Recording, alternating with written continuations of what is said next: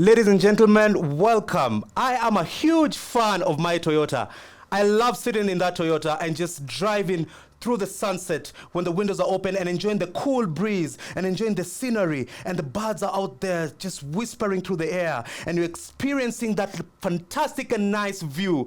I love chilling there. But one thing that you have to appreciate, and one thing that people say, is that the vehicle in front of you is always a Toyota. Interesting. They also say that the person sitting next to you has a SACCO loan. It's interesting that you're saying that, because I have been a beneficiary of the SACCO sector, and yes, I currently have a SACCO loan that I have enjoyed because of the good interest rates that it actually offer. But hopefully, Melissa, you will come and help me clear it a bit. I'm not doing that, Ian. But after this session today, I am joining a SACCO. Fantastic. We appreciate the SACCO sector, because one thing you have to realize is that they control billions of shillings here in Kenya. Not only that, they've been able to accelerate and acknowledge technology, and they've been able to advance their operations to another level in this Silicon Valley. And that's why we appreciate the SACCO industry. We are glad to have you here with us. Maybe, Melissa, you can give us a little bit of housekeeping. Yes. On your screen right now, there's a chat box. Please feel free to engage with us. You can also engage with the different partners and sponsors of this event.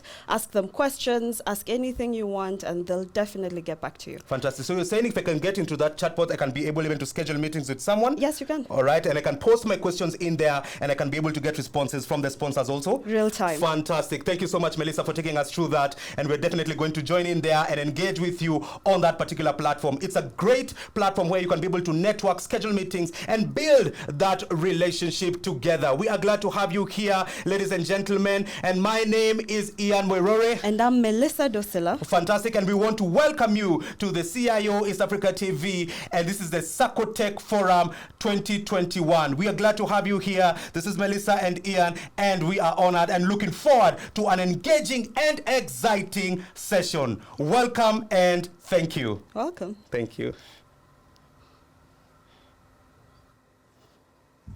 That's it. And to give us the welcome remarks is the CEO of CIO East Africa, Laura Chite. She doubles up as the chairperson of iGov Africa. Together with a team of 5, she co-founded Hanovation, a platform that helps mentor and grow women in tech. She serves as a judge at the Thomson Reuters Awards and moderator at Transform Africa and the World Blockchain Summit. She has a BA in economics and sociology from Egerton University with over 18 years of experience in tech business, sales and marketing, HR, PR, and events management. Prior to joining CIO East Africa as the CEO, Laura worked with Microsoft East Africa. We are glad to have a transformational leader here with us, and she's going to come here to give us the welcome remarks. Thank you once again, and welcome. Over to you, Laura. Once again, welcome to another CIO East Africa Saccotech Forum. We are so excited to host you, and thank you for joining us today. This is our third Saccotech Forum. We have held 2 before. Last year we were virtual with our Saccotech Forum, and this year we are so happy to be back online again to be running and delivering this forum to you. The reason why CIO East Africa delivers the Saccotech Forum is because it is important for us to think about business transformation accelerated and supported by technology from a Saccotech perspective. So as we kick off, I'd like us to kick off by talking about networking, because this is a virtual summit, and let's think about how we're going to network using the platform, because from a CIO East Africa perspective, we have invested in a high-end networking platform for you to experience the same experience as if you were face-to-face. So to kick us off, connect via social media, but most importantly, connect on the platform. When I talk about social media, what do I mean? I'm talking about Facebook, Instagram, LinkedIn, Twitter, which is very key for us in terms of sharing the word around what we're doing today. But with the expansive platform that we have today, I want you to be able to introduce yourself and meet somebody new for the first time.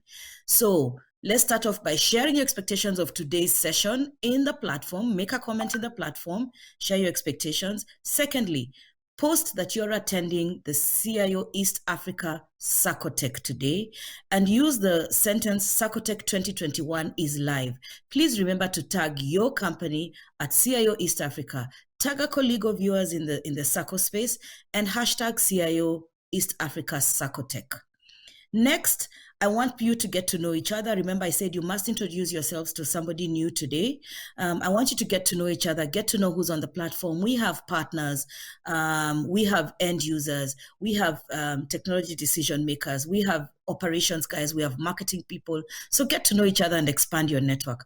Post the link of your LinkedIn profile on the platform so that your fellow attendees can get to know you and connect with you virtually. And then finally, engage. Engage on the platform, share your comments, ask questions, get a new contact, feedback, share with us and talk to us and let us know if we are doing this right. On to my next slide. Stewart Brand is an author, and Stewart Brand is an author who thinks ahead and is very much forward thinking. Stewart Brand says, once a new technology rolls over you, if you're not part of the steamroller, you are part of the road. And this is so important. You cannot afford to be left behind today. So the question is, where are you from a technology perspective in terms of your strategy? Think about the next 10,000 years. Think about the next 5 years. Think about the next 2.5 years. What does your technology roadmap look like, and what does your business transformation roadmap look like?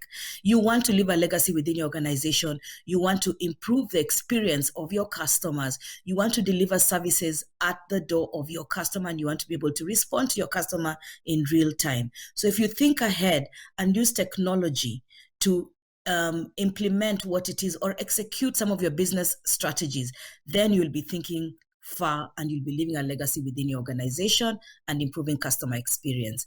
So you don't want to be part of the road, and you don't want the steamroller to go over you. In fact, when I think about what Stewart Brand is saying, I think about the Roadrunner cartoon, where the Roadrunner is always being run over by the coyote is always being run over by the Roadrunner. So you don't want to be part of the road, you want to be part of the transformation. On to my next slide. So what are the technology expectations from a SACCO perspective? I actually went and did research, and I narrowed down specifically to SACCOs and what the expectations are from a 2021 perspective. And I want to talk about 3 specific things here today, because I believe some of them you're already implementing them. But I just want to play the devil's advocate here and find out if you're already thinking about some of these expectations for 2021. 2021, we are moving very fast. As I keep saying, last year was the year for us to understand the pandemic in 2020. 2021 is the year for us to implement things and move forward. So what are some of the expectations from a SACCO perspective? Number 1, cloud computing. I believe many of us, seeing as this is the 3rd year of this summit, I believe many of us are already on the cloud computing journey. In fact, you should be in the intermediate to advanced stage from a cloud computing perspective. From a data analytics perspective, I think and I believe that most of you are already looking at your data and kind of making some kind of decisions, because if you're already automating or if you're already on a digital transformation journey, then you're collecting a lot of data, which I expect you to already be trying to analyze moving forward. Now, 3 things that I want to talk about today that are very important from an expectations perspective and from your transformation perspective, from your business strategy perspective, that you should really start thinking about and considering and thinking about how you're going to execute and implement them as the technology division. Number 1, fintech partnerships. I don't think your core business is building solutions. Your core business should be rolling out solutions or rolling out strategies that will improve the experience of your customers and improve how you engage with customers. So fintech partnerships are important to you. You need to find out what solutions are already out there. There are a lot of startups doing amazing things from a solutions perspective and from a fintech's perspective. We know that since the pandemic last year, there's been a real growth around startups and around fintechs. They have received a lot of funding. They've improved their solutions. So all you need to do is reach out to them and find out what are they doing and how can you tweak it a little bit to meet your expectations. Next, marketing automation. How do you reach out to new customers? How do you make sure your certain customers are happy? Your current customers are happy? How do you retain? How do you acquire? How do you roll out new solutions? So you need to think about automating your marketing. You as the technology decision makers within your organizations, as the operations guys within your organizations, are you reaching out to your marketing guys and working with them closely to be able to put solutions together using technology? Because business has to grow and business has to continue. So how do you make sure that your customers, your current, and how do you make sure you reach out to new customers using technology? Because remember, we cannot have feet on the street anymore. They cannot go out into the machinani to reach out and sign up new members into your organizations, into your SACCOs. So technology has to work for you from a marketing perspective, pushing out campaigns, pushing out new solutions, pushing out information, reaching out to them and running surveys. The next thing is digital identity. And I think this is very important. And digital identity is important from a SACCO perspective. And let me explain why I think it's important. It is because from a SACCO perspective, you are rolling out technology that is new to your audience. Your audience are most of them are a very mature audience. So you have a range from maybe 20-year-olds or 18-year-olds to maybe 75-year-olds. You do not want them to go through so many steps to be able to access your services or to be able to access their funds, to be able to transfer or to engage online with their funds that you're holding for them or with the services that you have for them. So it is important that you actually tweak and make sure that they are able to only go through one or maximum 2 steps to be able to access the platform for them to be able to transact in any way. So digital identity is very important. So you need to find out any solution providers that can be able to deliver these services for you to be able to improve the experience of your customers. 3 things that I think are important for you in 2021: fintech partnerships, marketing automation, and digital identity. On to my next slide. So based on this 3 things that I've talked about, or rather the expectations in 2021, there are a few critical questions that I'd like you to ask yourselves while you're in this summit for the next couple of hours. Number 1, how has COVID-19 affected the needs of your organization? Okay, your needs as an organization, how has COVID-19 affected you? Secondly, how has it affected your members' needs? And you know your needs have been affected in an extreme way. There is a lot of, confusion going on. You need to sort yourselves out. And we know the only solution is technology. Number 3, what problems do you need to solve using technology? I've talked about marketing, okay? I've talked about fintechs. Okay, now what other problems do you need to solve? You're the only ones who know, and you know technology can solve those problems. Can any of them be solved by following one of these trends that I've talked about? Okay, is it cloud? Is it data analytics? Is it marketing automation? Is it digital identity? Is it IT security? There's certain things that I didn't talk about, like IT security, which I am going to make an assumption that you have taken very seriously as an organization. Or is it around data analytics? Okay, then how might each trend change your members' perceptions and your expectations? Okay, because remember, you're trying to make it as easy as possible for your members to engage using technology, to continue trusting you as their SACCO, and to continue referring you to the next person. They always say the best form of marketing is word of mouth. So you want to create the best experience for your SACCO members so that they continue working and believing and trusting in you and not looking for the person who can offer a better experience for them. And then, what should your SACCO or microfinance invest in first? There are several expectations. What is the first step for you from a digital or business transformation perspective? So you need to think about this. Go back and look at the business strategy and look at how your technology strategy maps into the business strategy and see if you can advise the business to look at it differently and maybe prioritize certain things, considering you need to continue creating a great experience for your members. On to my next slide. So now that I've talked about these critical questions, I will now segue into the next summit that we have coming up. And this is where you will find some of the solutions that you can use for your 2021 expectations or to meet the expectations of the business. We do have solution providers in the session. Right now, we have partners who can provide solutions for you that you can engage with in the platform. So please, as you look at the expectations for 2021 and you ask yourself these critical questions, please engage with the partners and ask them questions. Go and visit with them in the chat rooms. Talk to them about some of your concerns, some of the challenges you've been facing, and see if they can have solutions for some of your challenges. Also, coming up in May, we do have our FinTech Summit that will address some of your issues that you're facing today. So remember to join us and sign up for the FinTech Summit on May 20th to 21st, so that we are able to address some of your technology expectations for 2021. You will find some of the expectations in the session today, and you will find some of them in the FinTech Summit in 20th and 21st of next month.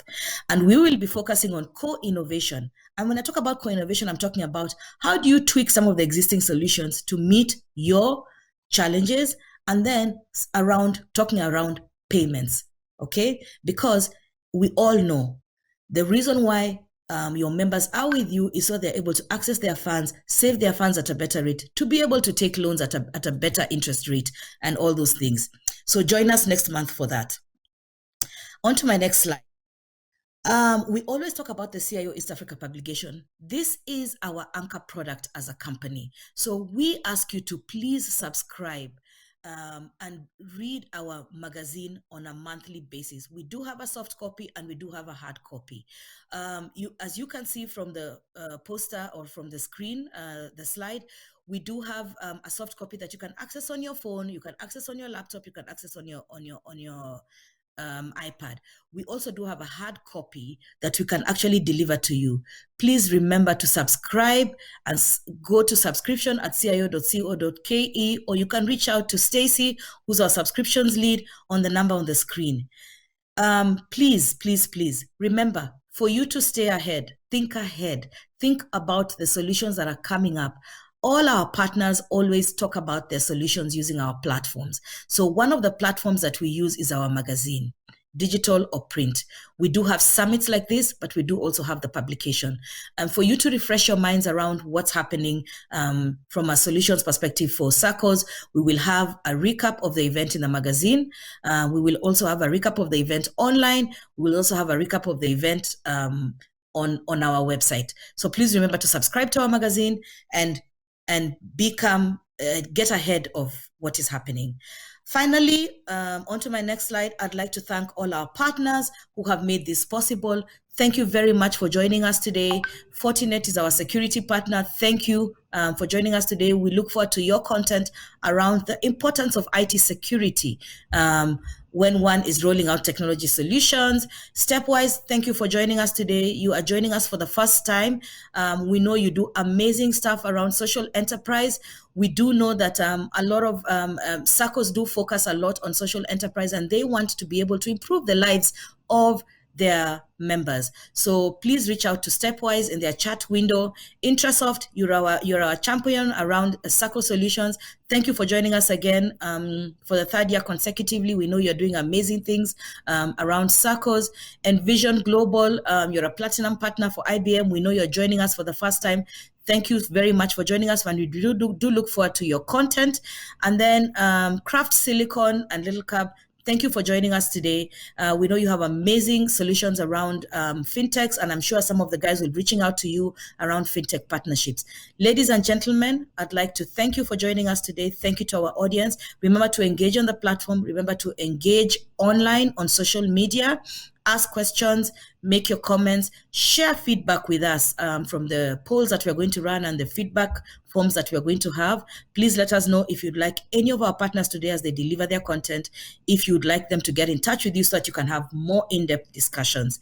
I look forward to a fantastic session, and I will come back and see you later as I say goodbye as we close off the day. Thank you. Businesses are rapidly adopting cloud computing, taking advantage of its flexibility and speed. Whether consuming SaaS applications, building cloud-native applications, or migrating existing applications to the cloud, finding a security solution that addresses a diverse set of needs is critical. Fortinet Cloud Security Solutions deliver.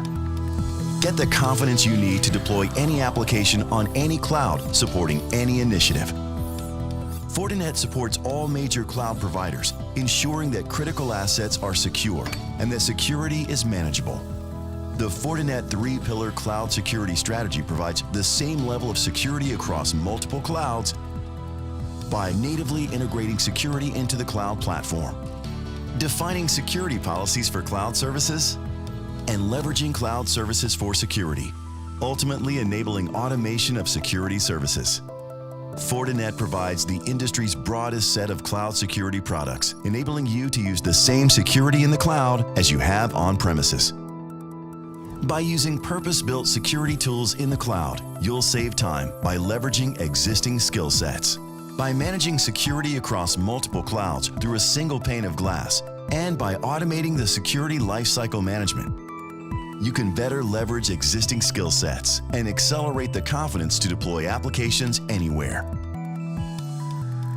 From consuming cloud applications to building applications in the cloud and migrating IT to the cloud, Fortinet Cloud Security Solutions cover the broadest set of use cases, delivering the flexibility and confidence to use the cloud in a way that best serves your business.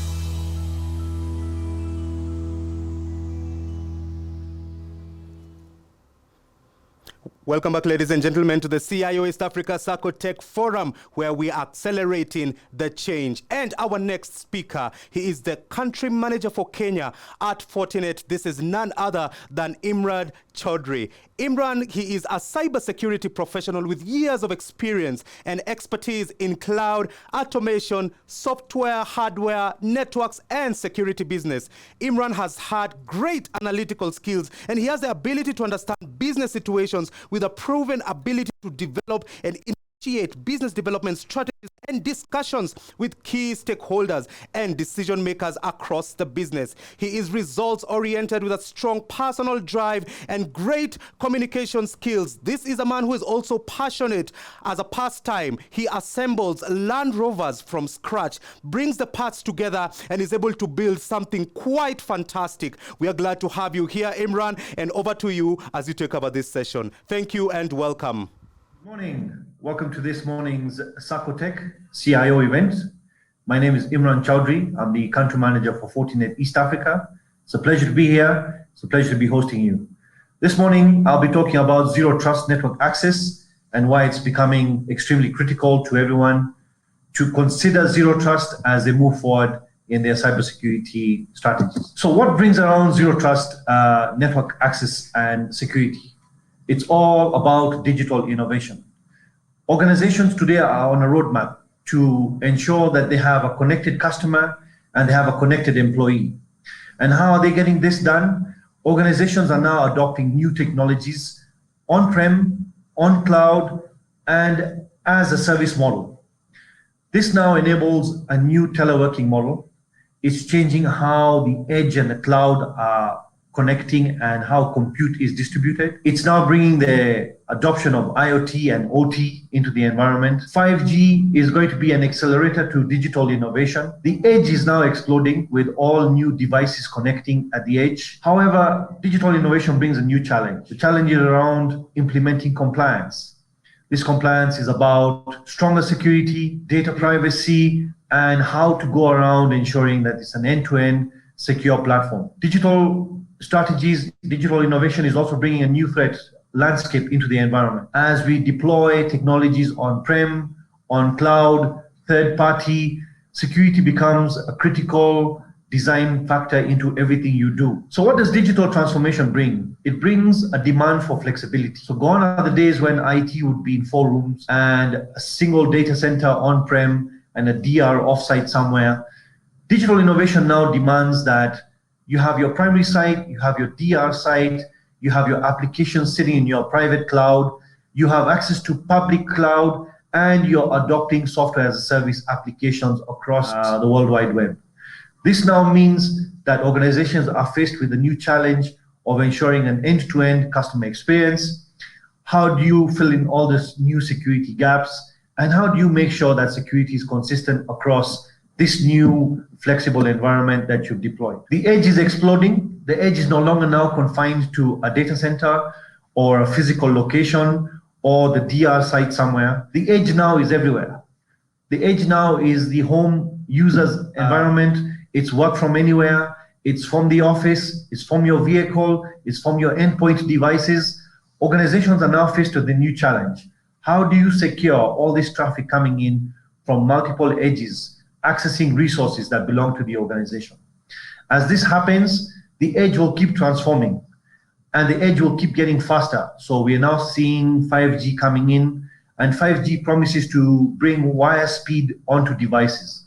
Very soon, devices will have very fast internet to be able to access anything organizations are putting out there, whether it's on-prem, whether it's on cloud, or whether it's as a service model somewhere out there. So what's happening with network access trends?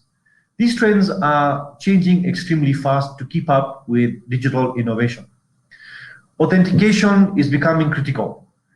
So organizations are now looking at ways to ensure that users are not just signing on with single authentication. Control-Alt-Delete, those days are long gone. Organizations are now looking into ways of adding multi-factor authentication, adding additional layers of security in there to ensure that when users do log in, that they are genuine users logging in. Looking at how teleworkers are going to be accessing resources is a big challenge for most organizations. The network now has to adopt to be able to handle all this new workflow coming in from user home environments or user work from anywhere environments. Coffee shops are becoming very popular now. So teleworkers now are balancing work time between home, coffee shops, and the office. BYOD is a big challenge. Many users are now moving to their own devices, tablets, smartphones, and over and above that, organizations are looking at how IoT is going to impact how their environments are set up and how networks are going to be accessed. There's a big transition to cloud. So we've got a hybrid environment, we've got a public, private, we've got a SaaS model, and organizations are now struggling to secure how users are first connecting to these cloud environments, and secondly, how data is being stored, data is being handled, and most importantly, how everything is being secured end to end. So what is Zero Trust all about? Zero Trust network access is all about knowing who is on your environment, what are they doing, and most importantly, controlling everything that's going on your network every day, every time. So Zero Trust network access will touch on devices, will touch on users, will touch on work from anywhere, will touch on your cloud, will touch on your data centers, will touch on anything that sits on your environment, enabling full visibility and enabling security controls to be put into place. So what makes up Zero Trust network access? Zero Trust network access is made up of identity and access control, made up of device discovery and dynamic controls, enabling off-network access, and securing off-network access, and most importantly, how applications are accessed across your environments all the time. So let's take a look at user identification. Knowing who is on the network. This is very critical in Zero Trust network access. You've got to be able to identify who the user is. Is it an employee? Is it a guest? Is it a contractor? Is it a vendor? And most importantly, how do you know who they are? Are they able to log into your environment securely? Are they onboarded using a platform, a security platform? And does that security platform enforce user roles and profiles? User identification can be role-based, can be a sign-on process, could be a certificate somewhere, or could be a token that's generated from a two-factor token, or could be an SAML. So there are multiple methods of identifying users today on Zero Trust platform, where organizations now, based on how their environments are set up, can factor in either 2FA, where users are able to generate a token using a soft token on their mobiles, and using their username ID and then adding their tokens to be able to validate who they are. Ensuring that if they are on-prem, there's a security policy to ensure that whatever they do is enforced. They could also employ certificates to ensure that the users are accessing the correct applications all the time and doing so securely. And lastly, redirecting core applications to authentication platform to ensure that any user logging in is doing so securely. Devices are going to be a big problem for organizations. As more and more users move to smart devices, these devices are now starting to access resources, either on-prem or off-prem. As much as we talk about user devices, we also start having to factor in IoT and OT. IoT now is going to be helping organizations in multiple ways, in ensuring business continuity, ensuring business management, in ensuring that the right people are in the environment at all times. Many organizations are using IoT for building management, ensuring that users are comfortable within the space. And I'm seeing a lot of now IoT around COVID, self-cleaning rooms, devices dispensing lotions and creams to clean your hands. So IoT is going to be a very interesting space, and this IoT is going to be sitting on customer environments. As we look at IoT and OT, customers want to know what is going on that part of the network. How do they ensure continuity and user experience across those environments? And most importantly, how do they secure IoT and devices and OT across their network? So what happens to off-net? What happens to when users are not inside the office environment or the corporate network or the IT environment? So Fortinet is now working with organizations to architect and deploy what we call SASE. SASE helps organizations understand where users are off network, how those users are able to connect to cloud-based security solutions, and how those cloud-based security solutions are able to ensure single sign-on, able to provide visibility and control over who's connecting, and most importantly, provide IT deep visibility on who's on the network at all times. VPN still remains a critical component in ensuring connectivity to organizations, especially at this time when the new normal is to work from anywhere. So VPN is built into Fortinet's Zero Trust Network Access Security platforms. It provides seamless connectivity back into the environment, and IT is able to tell which user is connected and what security policies are being implemented on those users to ensure that those users do not do anything beyond their set security profiles.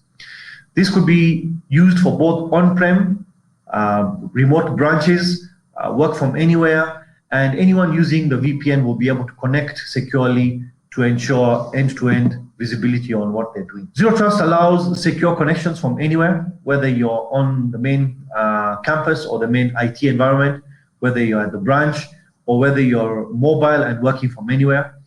Using VPN, using multi-factor authentication, using identity access, you're able to tell who and what is on your environment at any one time. This gives IT the visibility that they're looking for seamlessly across any of their environments, whether it's the data center, it's the cloud, or it's anywhere on the hosted models out there today. So what are the big advantages of Zero Trust Network Access? Providing application control both on-prem and off-prem.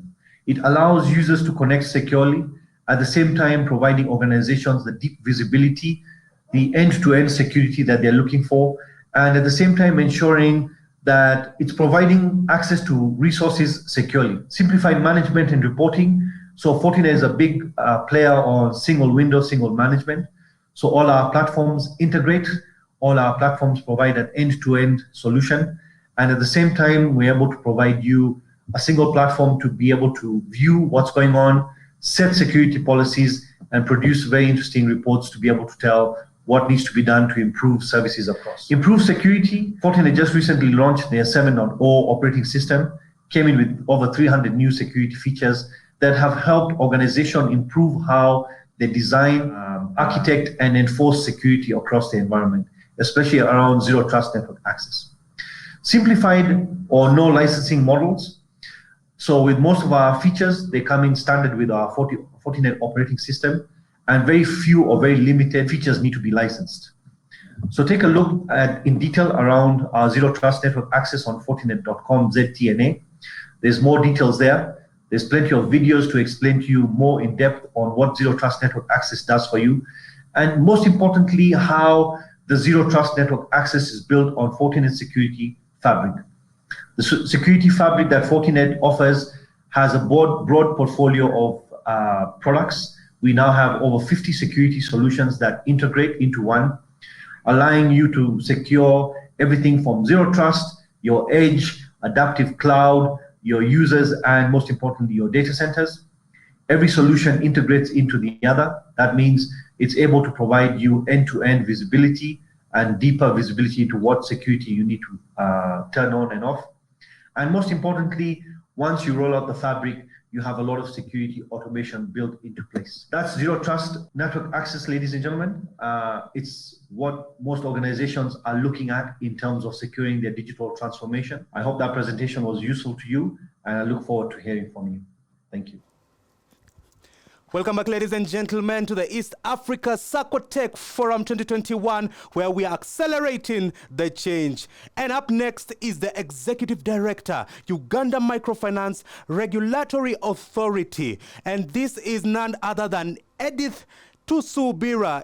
So Edith possesses over 20 years of experience in the field of financial investment, risk analysis, and project management. Ladies and gentlemen, it doesn't get any better than that.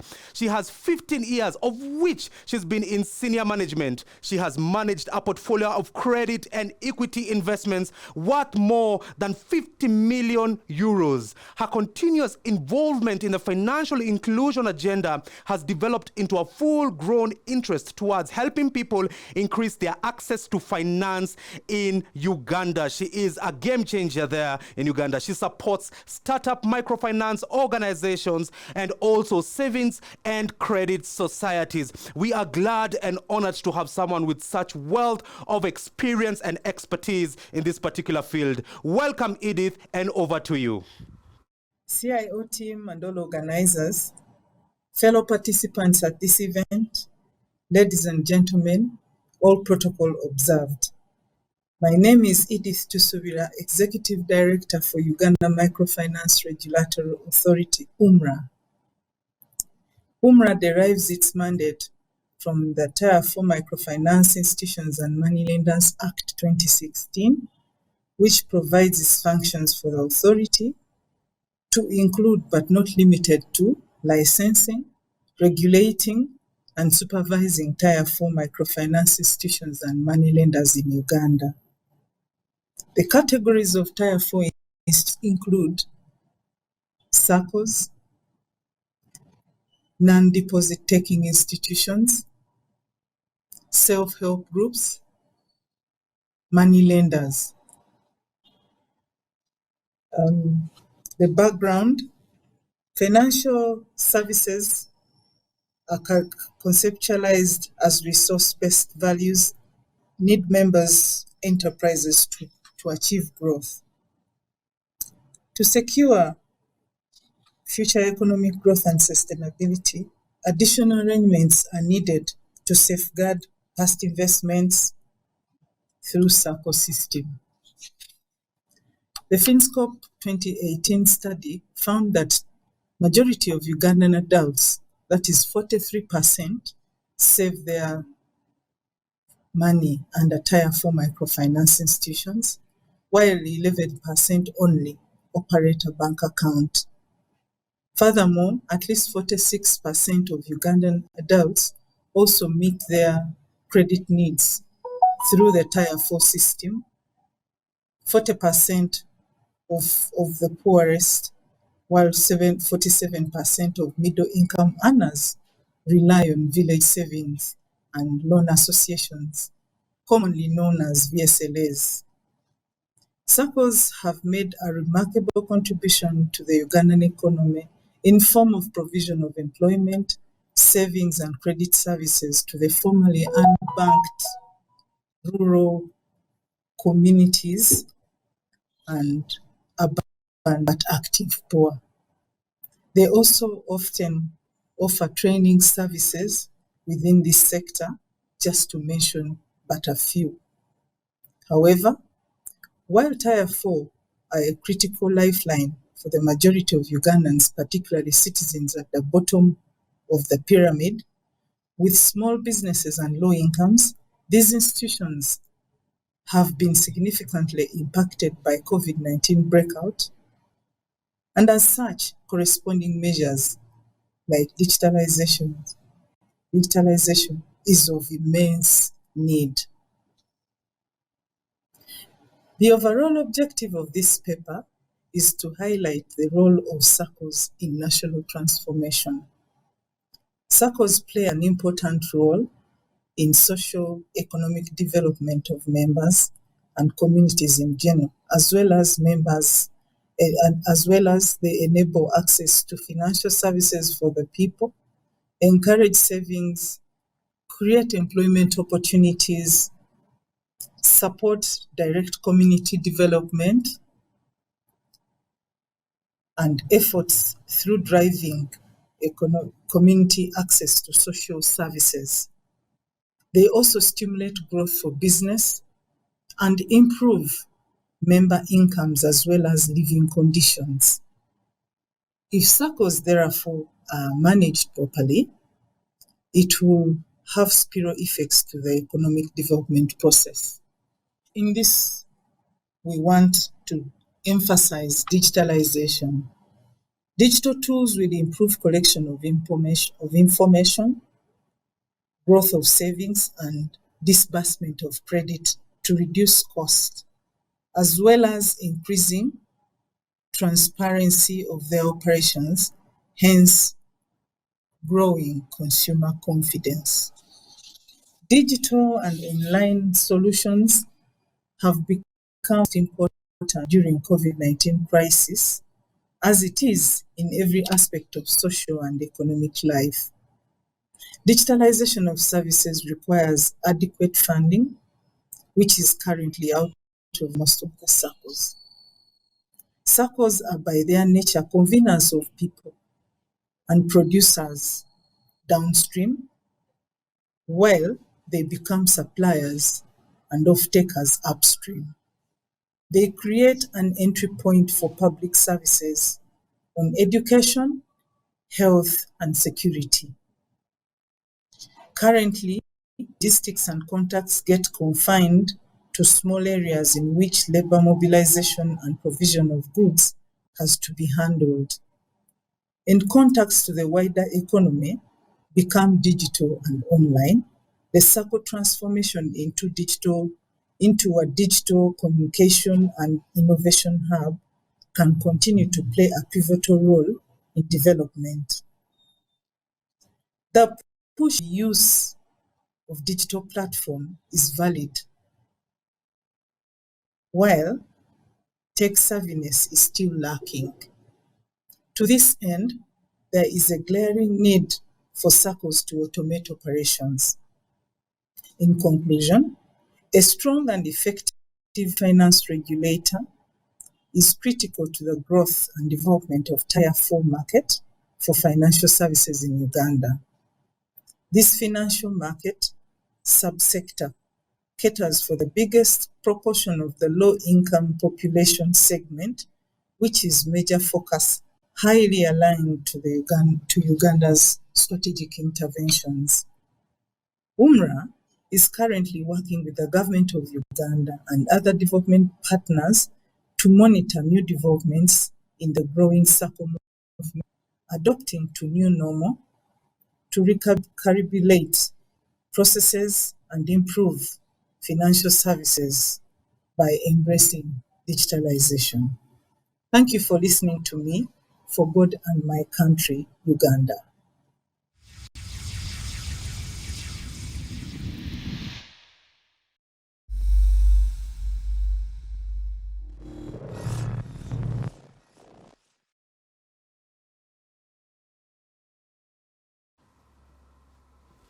Fantastic. Ladies and gentlemen, welcome once again to the Saccotech Forum 2020, where we're going to be accelerating the change within the SACCO sector, and we are glad to have you. We have an amazing panelist that has been lined up for you. And to moderate this session, he is the chairman and publisher of CIO East Africa, a man with a wealth of experience when it comes into the tech industry, and is also known as the Grand Mullah of technology. Ladies and gentlemen, this is none other than Harry Harry. Welcome, Harry, and over to you. Thank you very much, Ian. What a wonderful beginning of this year's Saccotech, and it's exciting to see all of you join us today for the third edition of the SACCO Summit or SACCO Forum. Just to a quick recap, looking at listening to Laura and the talking about the digitization and also the digital transformation of SACCOs, I think this cannot be gainsaid. Every business is rethinking their businesses, reinventing themselves, and moving to the next level of what technology can do for their businesses. But also interesting to hear the concept of zero trust access from Imran. And this is, a lot of the fraud that is coming up now, a lot of the fraud, when you hear of fraud, a lot of it, there's collusion between people inside the organization and people outside the organization. So zero trust becomes a big thing in terms of securing your businesses. So that's interesting to listen to that. And of course, Edith, thank you so much, Edith, for your presentation as well. And now we actually have Edith coming on this panel, so it would be good to engage further with that. So thank you very much, guys, for being in this event. And as Melissa and Ian said earlier, please try to engage people. Try to engage your fellow attendees so that we can have that networking going on. So there's so many tools that you can use to make sure that you're engaged and you're part of this event. So now let me move directly to my able panel, which has amazing people, and we have really people who have been in this space, people who know what they're talking about, people who will help us go through this topic. Because you see, the people say that SACCOs were late in getting into this space. But I think now, I can see the momentum in which SACCOs are moving into technology. So I'll give my panelists a few minutes to just introduce themselves. Then we can get into the business of the day. Maybe I want to start with the ladies. With the lady, Edith, maybe just speak to the people. I know they've seen your face, but just speak to the people. Thank you so much, Harry, and organizers. My name is Edith Tusubira. I work as Executive Director, Uganda Microfinance Regulatory Authority. A little bit of background about myself. I've been in this space of microfinance for more than 25 years now, starting from really working at the bottom. Now I'm at the helm of microfinance regulation in the country. Lots and lots of good things are underway in Uganda here, because it's only just the other day, 2 years ago, that we started the regulatory activities, and we are striving hard to improve ourselves all the time. The reason why we are at this summit is to try to get good examples. I know that Kenya is a little bit ahead of us in terms of implementing regulatory change, and we are here coming just after you, but with a lot of hope. I am an FCCA Fellow of Chartered Accounting, and as well as having an MBA. Looking forward to this very vibrant discussion, because microfinance creates the bottom. Thank you very much. It's interesting you say Kenya is ahead. I don't know whether they're ahead, but probably George will tell us how ahead Kenya is against other countries in terms of regulation and policies. But George, maybe you can introduce yourself, please. My name is George Obado. I'm the Executive Director of ACOSCA, which is a body that national cooperatives in the country. I'm a development economist. In just brief, I'm passionate about the cooperative model because it's a model about people helping people and doing business in a manner that, as an institution, we work towards seeing there's a balance between the social and business in an effective manner putting regulatory issues into perspective. I like the introduction about zero trust. In some part of the world, probably SACCOs are more trusted than the commercial banks. So we'll probably have that conversation to know why is it that that is the case. So that's a brief about me. Thank you, Harry. Excellent. Thank you very much, George, there. Peter? Thank you so much, Harry. And I want to start by thanking you and your team for the planning that has gone into this discussion. I'll be very brief. My name is Peter Wango. I'm in charge of IT at Jamisako Society Limited, one of the biggest SACCOs in this country, with a portfolio of over 4 billion, and we are currently in Tier 2. I'm very passionate about automation of services as we deliver our programs to our customers or members as they are known in the SACCO sector. I've been in the IT field for quite a long time, having worked with CHF International, and then moved to the SACCO industry in 2009, and that is where I am until now. I'm so delighted about the kind of things that most of our members have been able to do, where you get members with very small earnings, but because of the mobilization of funds and the credit facilities that they get from the SACCOs, they've been able to do quite amazing things. So I'm looking forward to further discussion as we move on with this program. Thank you, Harry. Thank you very much, Peter. And last but not least, Henry. Thank you, Harry. My name is Henry Abea. I'm head of IT at Kimisitu SACCO. As Peter said, one of the largest SACCOs in the country. I've been in the SACCO space in ICT for over 14 years. I've been worked in various SACCOs. Recently moved from Elimu SACCO, been in Orthodox Development SACCO, which is Miliki SACCO now, and started the trade at Sotiko SACCO. I'm very passionate about technology. Technology has really grown in SACCOs. SACCOs tend to take technology a bit later after the rest, but I think things are changing, and now we are very fast in technology adoption.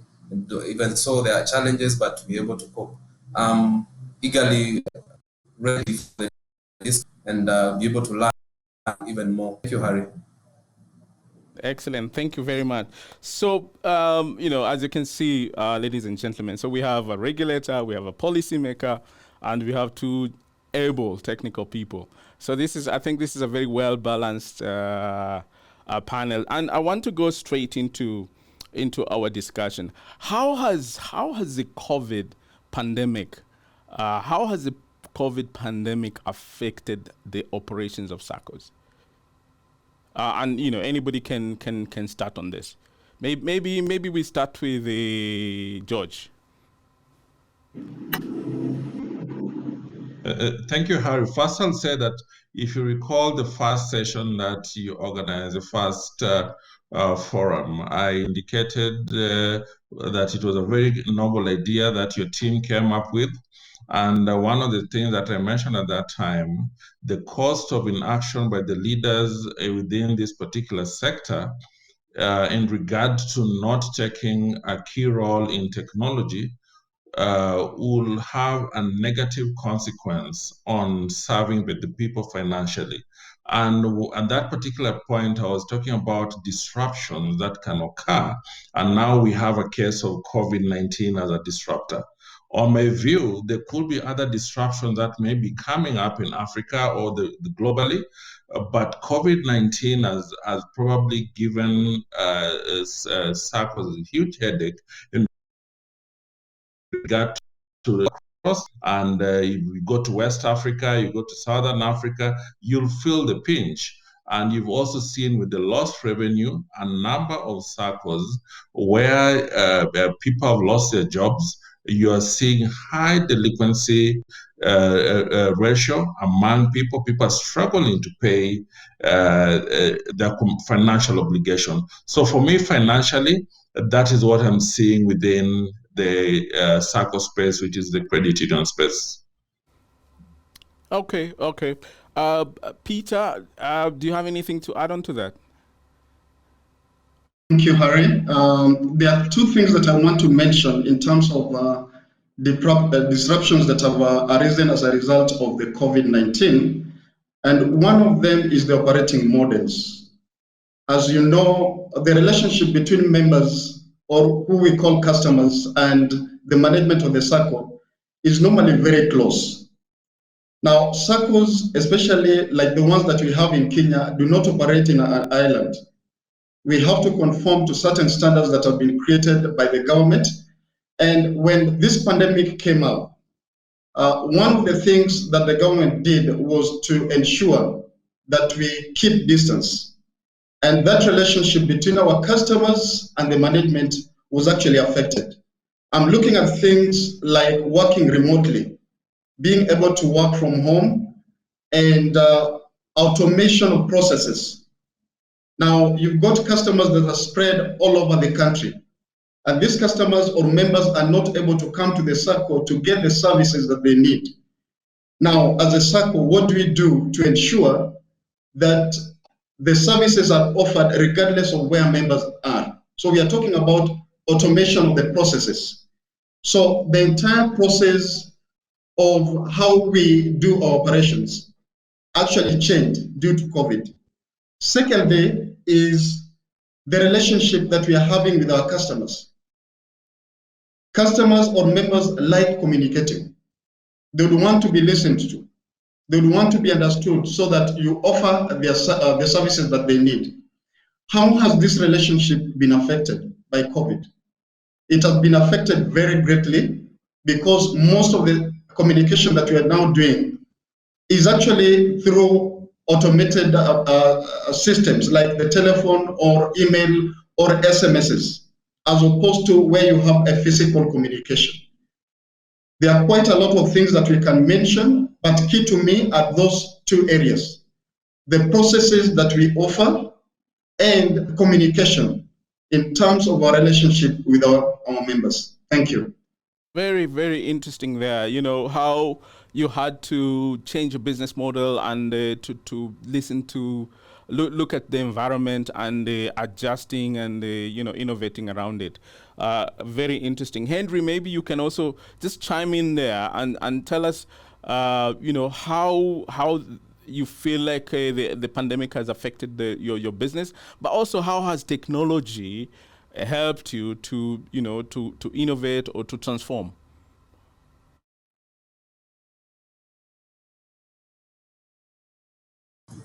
Thank you, Harry.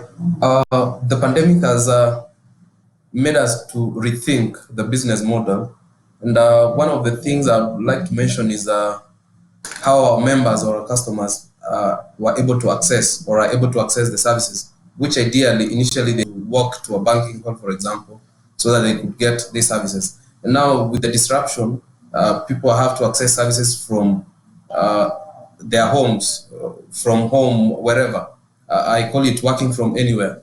So the SACCOs has been that now members or the clients are able to access their loans through mobile, through web portals designed to give them access. And these are things that one really thought of initially. For example, loans that were generically meant to be on paper have now been moved to mobile, online, so that members are able to access. And even so, the adoption of this technology to these clients was now inevitable. They had to adapt to this. Secondly, there are things that came up, people defaulting, people not able to pay loans because they have lost jobs. But then again, the institutions had to reschedule their loans, for example. These are things that had to be done through the systems. How the systems were able to adapt to such changes that were not there initially, that was another thing that we learned, that systems can be changed, can be remodeled to adapt to changing times. And of course, working from home, as Peter said, our clients are used to a face-to-face conversation. Now they have to deal with who they're not seeing. They are talking to their staff through phone. They are chatting just to get the services. Ideally, what the pandemic has taught us is that technology is possible, and those that were not able to adopt it as fast, they have now been able to. Having meetings online. I would remember when we were thinking about these meetings online, some of the boards were really hesitant. They were not envisioning how they could do meetings and get reports out of that, do meetings from their home, and just like they would do on a physical basis. That ideally has transformed how the operations of this organization, or specifically SACCOs, has been. Thank you, Harry. Interesting.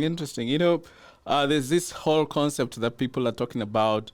They're calling it COVID accelerated digital transformation. So COVID sort of it's made people accelerate their digital transformation and get into IT faster than they had planned, or you know how people have all these plans and they're kept somewhere. And they're like, we'll do it next year. We'll do it the other year. But when COVID hit, all those plans were dusted and people had to execute. Now, moving to, so with all these changes, so SACCOs had to go into a digital transformation like sprint. How did the regulators, respond to this? Edith, maybe you can shed some light on this. Yes, as Uganda Microfinance Regulatory Authority, having seen what was taking place, the big confusion that with the pandemic, and yet we also knew very well that our people have been using manual systems majorly. This is what we help them by sending out directives that for actions stopping such activity like holding AGMs. We also sent out communication about having moratoriums on interest that is being paid, and on how to manage default management. We also sent out communication for helping on resilience, so that we can be able to overcome. At that time, you remember, nobody knew how the pandemic would affect us. It had been, because Uganda went into lockdown actually, I think, and it was the first country to go into lockdown in maybe, and Rwanda in East Africa. We were cut off, so there was no way, like others have already said. We quickly had to run to the easiest ways to pay, and the simplest of technology that could have been used at that time was to simply guide the people in terms of going to pay through systems like mobile money. And I just want to highlight at this point that it was quite expensive also to manage business that way. But I mean, it was an issue of how do you move forward, because the situation that was at hand was not easy to manage. Now, very quickly, this is what we found out.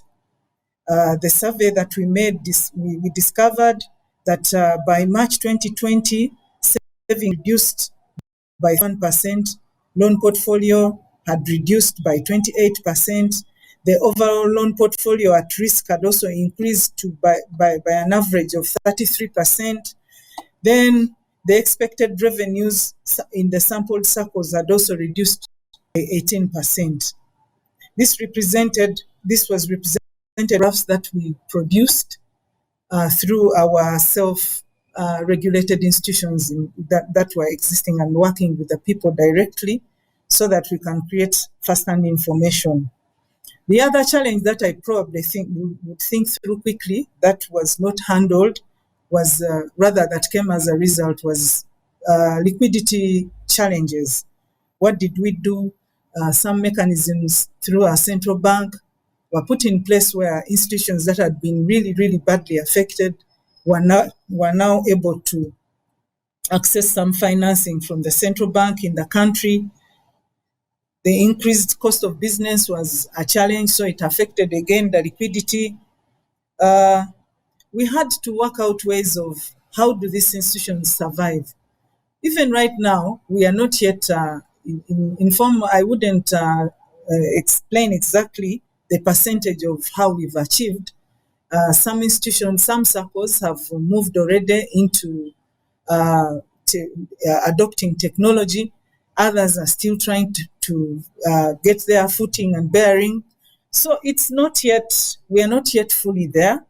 Like I said in the keynote address, it is a challenge because it is not funded yet, but we are on the process. It will also be interesting to just look at because people sort of moved quickly because it was an issue of innovate or die. So people really moved quickly, and it will be interesting to go back and look at those numbers in March, what you found out, and then what the numbers say now. It will be good to see that comparison to see how technology actually helped some of these businesses. So I would want to change gears a bit. So one of the things that has been accused of SACCOs is that there's a lot of course, legacy systems. There's a lot of there's lethargy in terms of moving with technology, and especially with new technologies. Is this true? That number one, and number two, what would be the issue around SACCOs and technology? Why would it be slow? Given that technology has all these benefits that we all know about. So is this an issue that you guys see, and what could be the issue, and how do we encourage SACCOs to actually dig deeper into tech? I can see Peter there is smiling. Do you want to go first? Thank you, Harry. It is true that SACCOs have been slow when it comes to implementation of IT projects. IT or a computer department, for example, in a SACCO, has always been taken as an expense-oriented department, where you only talk of money and the output is not seen physically. However, this is a myth, and I want to say that regardless of the fact that we are going through this pandemic has actually opened the eyes of many of the management in SACCOs, because without technology, then it means you cannot move. And the reality of the advantage or importance of IT has actually come to fold, and therefore investment has to be done. Budgetary provisions for IT projects have actually been so low and never understood by so many people. As head of IT, you may put forth a given suggestion to ensure that certain projects are done, but they are not clearly understood. But with COVID, so many things have happened, and I'll just give an example of member education and training, which is one of the key principles of a cooperative sector. Members have to be trained on the products and services that they offer. Now, how do you train members? When there's a lockdown, you cannot move. Traditionally, we used to move to different regions to train our members. But because of the lockdown, how do you move? And then it is a requirement that you have to train the members. Then it basically means a virtual meeting infrastructure have to be put in place to ensure that you are able to train the members. You are able to have a virtual meeting. So as much as we want to say that the pandemic has caused a lot of destruction worldwide, it has also come with some advantage when it comes to opening the eyes of the SACCOs. And SACCOs are definitely not underdogs when it comes to technology. Moving forward, things are really changing, and I want to thank God that our eyes are now open, and some of the suggestions that we put forth are being listened to. As long as you are able to defend whatever you are presenting, then the management and the board will listen to you and this project will be implemented. Thank you, Harry. Thank you very much, Peter. George, you speak to like so many of these organizations at very high level in those organizations. What is the hesitation?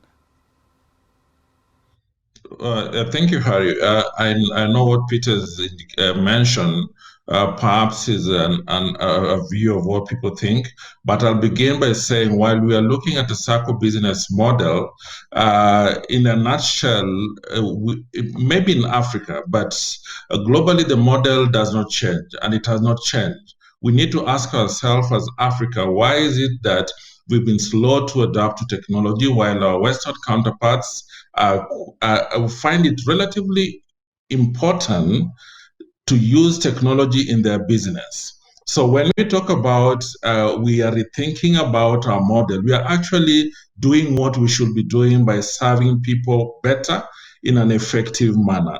And technology comes into space. My concern when you look at this across the continent, and I like that Edith, whom I engage with too, there's a structure working in almost all countries globally.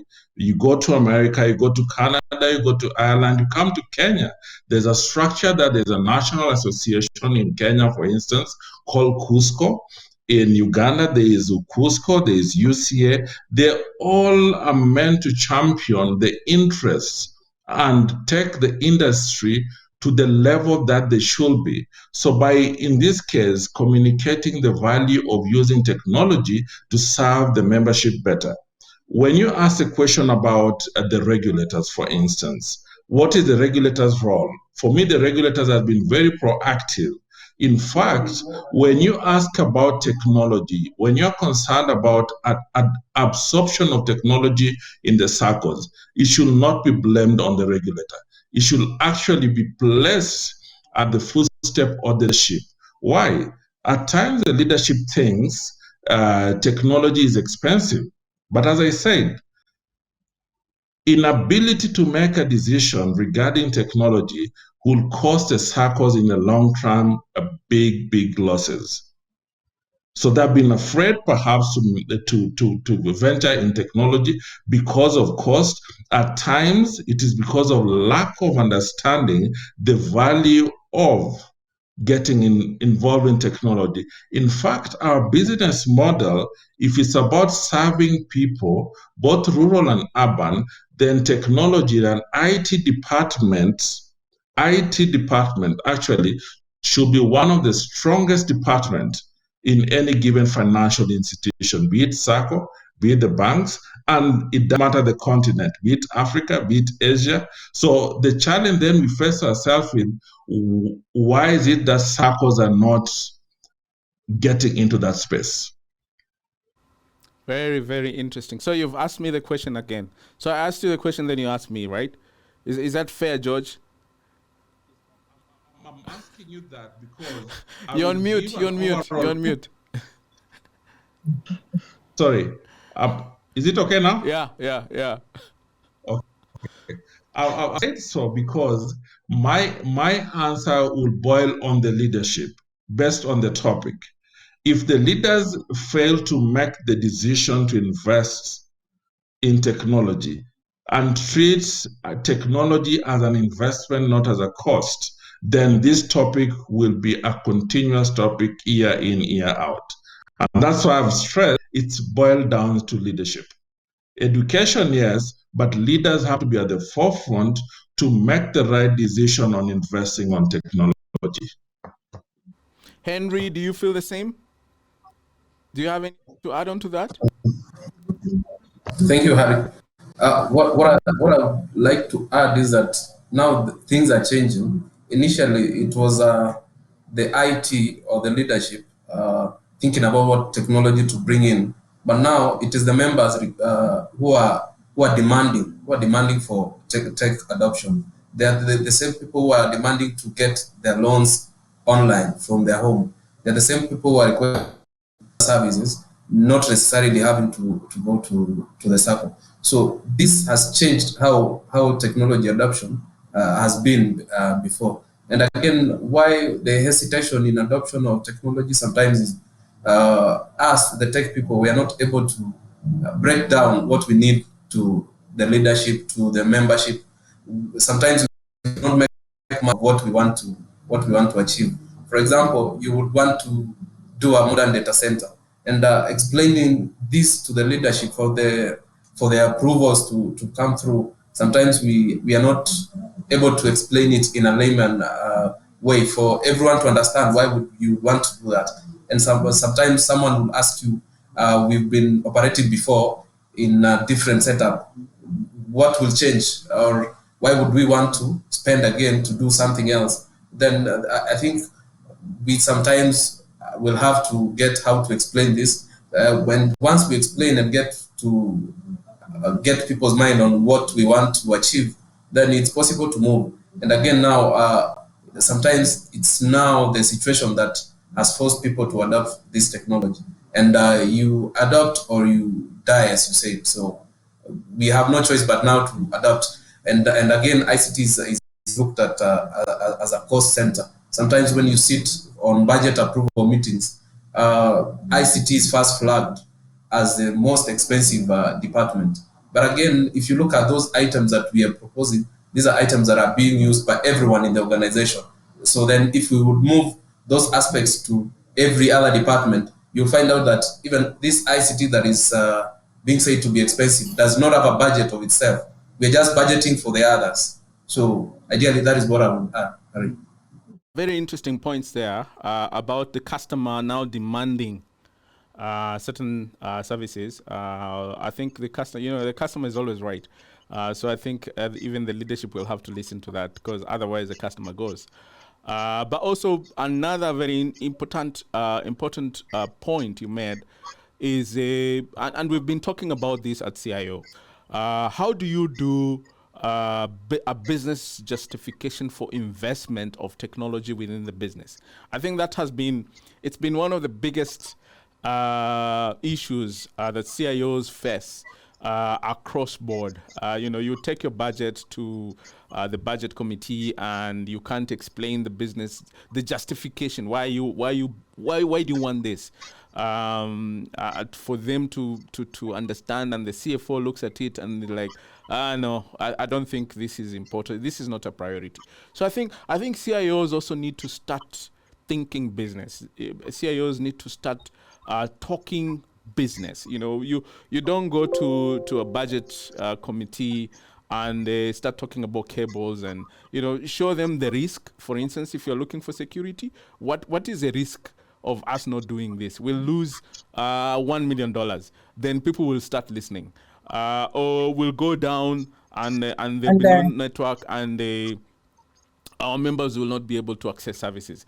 People will listen. Just to chip in, Harry. Go ahead.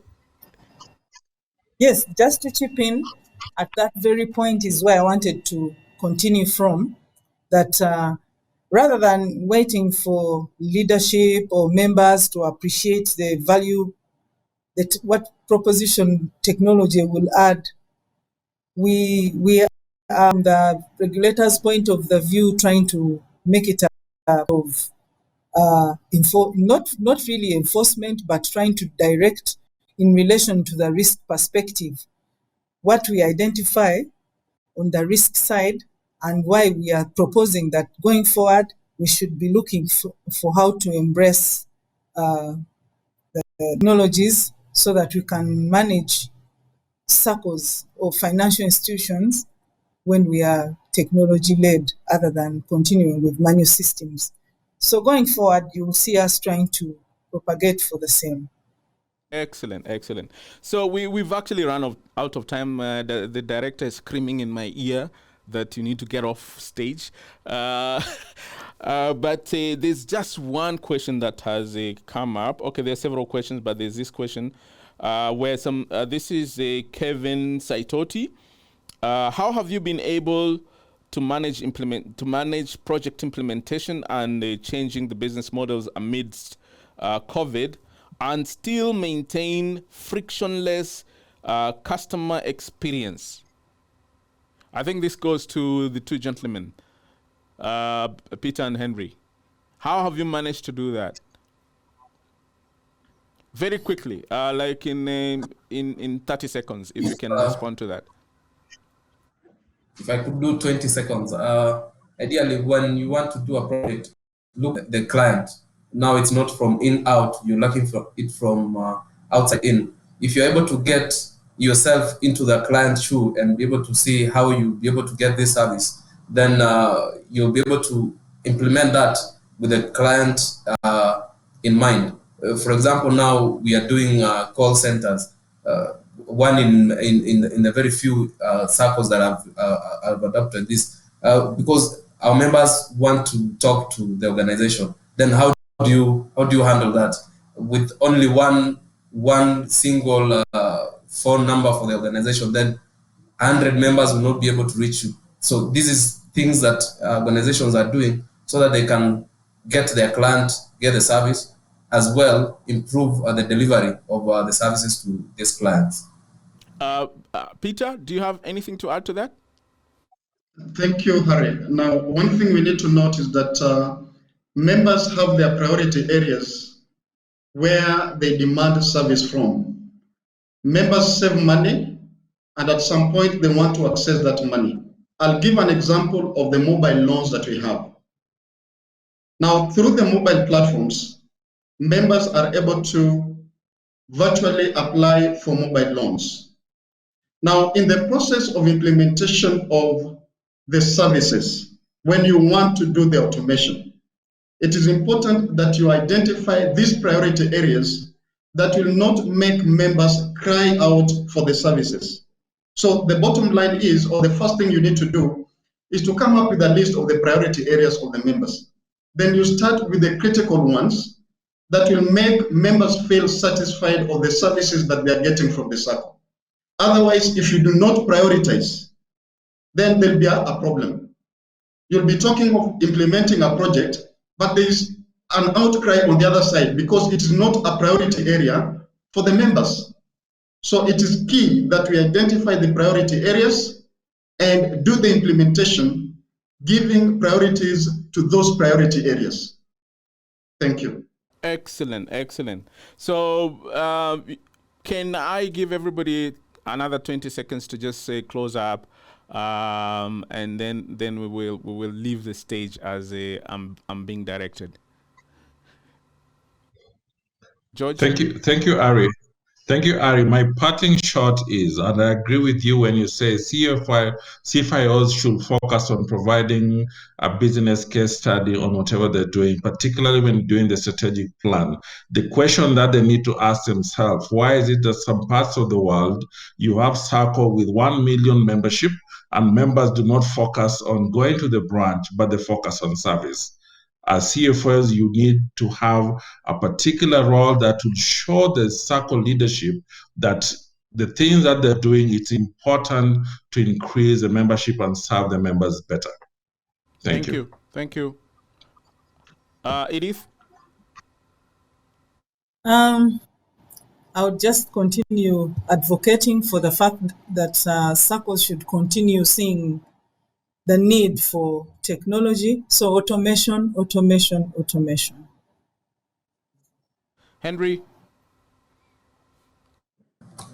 Thank you, Harry.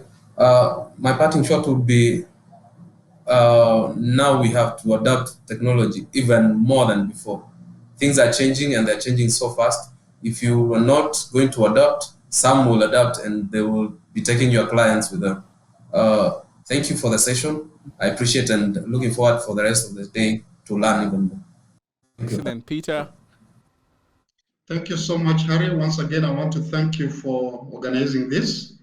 But I also want to mention to the public that as technical guys who are managing ICT systems in the SACCOs, we want to assure you of our commitment to ensure the security of the systems, because one of the fears that most of the leaders have is the impact of whatever implementation of the projects that you're talking about. So we need to assure our leaders that these systems will be secure. When you were opening the session, in your opening remarks, you talked about the insiders colliding with the outsiders to defraud the SACCOs. Now, when the leadership is assured of this, that we are faithfully doing our work professionally, and we justify the incomes that will come through the implementation of such projects, then I believe there will be no resistance when it comes to implementation of the IT projects. Otherwise, thank you so much. We are looking forward to more sessions. Excellent, lady and gentlemen. I really thank you for coming on board and sharing your insights. It's been wonderful speaking to you. I wish we had a whole hour to talk about this because we could actually go on. But thank you very much, and we will move to the next session. So. Ladies and gentlemen, you heard it. You heard what my panel has shared. And, it's about automation. It's about automation. It's about the customer. Customer experience is key. How do CIOs change the language to make sure that when you're speaking to your board or to your budget committee, you communicate the value of technology as opposed to the wires and the boxes and everything else. So these are things that we need to learn. But we've also been encouraged that there's change. Things are changing. SACCOs are investing in technology. And for the members, you will get good services through these systems. So without further ado, ladies and gentlemen, I want to sign off and say thank you. Stay connected. Please network on the platform. Talk to people. Visit our sponsors. They are the ones who are making sure that we can bring this live to you. So please go to their booths, engage with them, talk to them about their solutions, and see if they can help you. Thank you very much, and have a good day and the remainder of the session.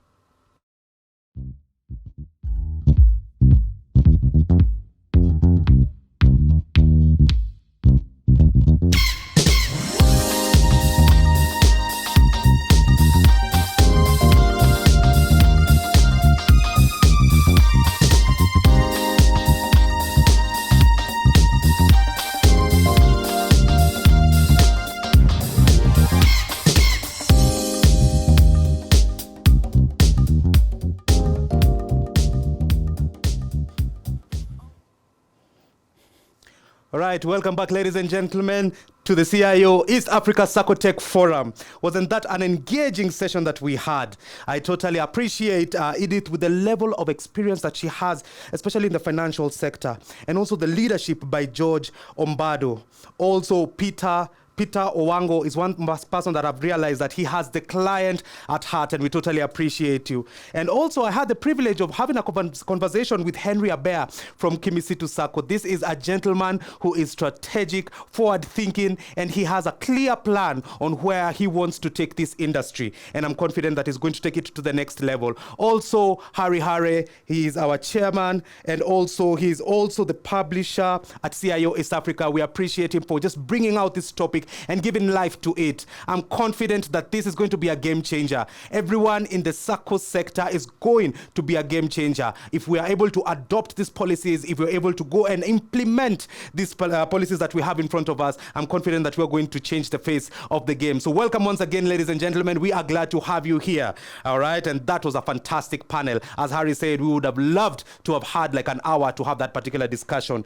And now we want to go to our next speaker. He is the Chief Executive Officer at Envision Global. This is Adolf Ndagijimana. He is a trainer and consultant. And Adolf has had over 12 years of professional experience as an IT architect, CAM solution implementer, working with clients to find the most impactful solution to their needs. His portfolio includes data security, data warehousing solutions, database servers, archiving, big data information governance, and analytics solutions. He hold a Bachelor of Science in Business Information Technology from Strathmore University here in Kenya, and he is a CPA holder. He has completed the Global Executive MBA program from the United States International University. This man is well equipped and well versed, and he has a 1-week management program at the American University in Washington, D.C., as well as numerous other training programs. We are privileged to have a man of expertise here to join us. And over to you, Adolf, as you take over through the next session. We are glad to have you, and welcome to the Saccotech Forum. Hi, everyone. My name is Adolf Ndagijimana from Envision Global, an IT services organization. Happy to be here today, and I hope we can all learn together, get to share and get great value. So thank you. So today, I'm going to be speaking to you in this brief presentation about how to keep up with the evolving threat landscape from a cybersecurity perspective. So yeah, let's take it away. The agenda basically is going to be an introduction, and then we're going to look at cybersecurity and the growing need for modern, unified, and simplified approach to security. And then we'll briefly look at why we believe you should work with us, us in this case being Envision Global and IBM, our partner. And then we'll briefly cover our promise or our value proposition to you, and then we can talk about the next steps. So, by way of introduction, I think all of us appreciate that organizations that are going to win in the future are looking at digital transformation, and particularly across these three aspects. From an application perspective, I believe now, lots of organizations, SACCOs, are looking at applications and how to reach their customers in a more convenient manner. Those applications are sitting in-house, some are sitting on the cloud. And as a result of these, there's lots of data, and most organizations and most SACCOs are using these data to inform their decision-making, or are starting to do that, to use all these data in a meaningful manner. And lastly, there's lots of infrastructure. So, whether you're deploying your applications on premise or on cloud, most organizations are doing this, especially because cloud is, easy to use and quick turnaround time. And so, and even on cloud, you find that organizations are using multiple clouds. So, you find some things sitting on Google Cloud, other things are sitting on Microsoft Cloud, IBM Cloud, and so on. So there's all these things that are coming together. And I think, as you'll hear from most other speakers, is the fact that COVID-19 came and accelerated this transformation. So most SACCOs are quickly having to find applications, whether it's for, reaching their clients, having AGMs, and so on and so forth. So these has all come together, but I think it's fair to say that all of these will be for naught if security is not particularly looked at, and not just as as a byproduct or as a by the way, but as a main aspect that you're thinking actively about, which is what takes us to the next slide and the next thing that we're looking at. So when we speak to CISO, security officers, chief security officers in the industry, or the IT department, and when you also look at studies which have been done, I think Seriano have done a good job in the last couple of years in coming up with reports that cover the SACCO sector. There are various challenges. I think here we've listed just a few, not in any particular order, but we've briefly talked about workloads that are being put in the cloud. Then the question you'll be asking yourself is, even though my application and data and so on is sitting on the cloud, what are the security standards that I'm adhering to, that I have to adhere to, and am I actually adhering to these security standards? Another challenge is, of course, in the sector is the minimal cybersecurity budget or spend that is quite prevalent. It doesn't affect everybody the same way, but it's a challenge that we hear and that we've taken note of and cognizant of. And of course, some of the organizations are struggling with creation of a security strategy. So some don't actually have, others is not refined. So that's also a challenge. And lastly, most SACCOs are struggling with a lean team that has to do a lot of things. So this becomes a challenge, especially for those that have security solutions, when you receive very many alerts that are not necessarily prioritized. Then how would you respond to these? So these are some of the challenges that we keep on hearing a lot when we speak to some of our clients, the people that we are engaging with.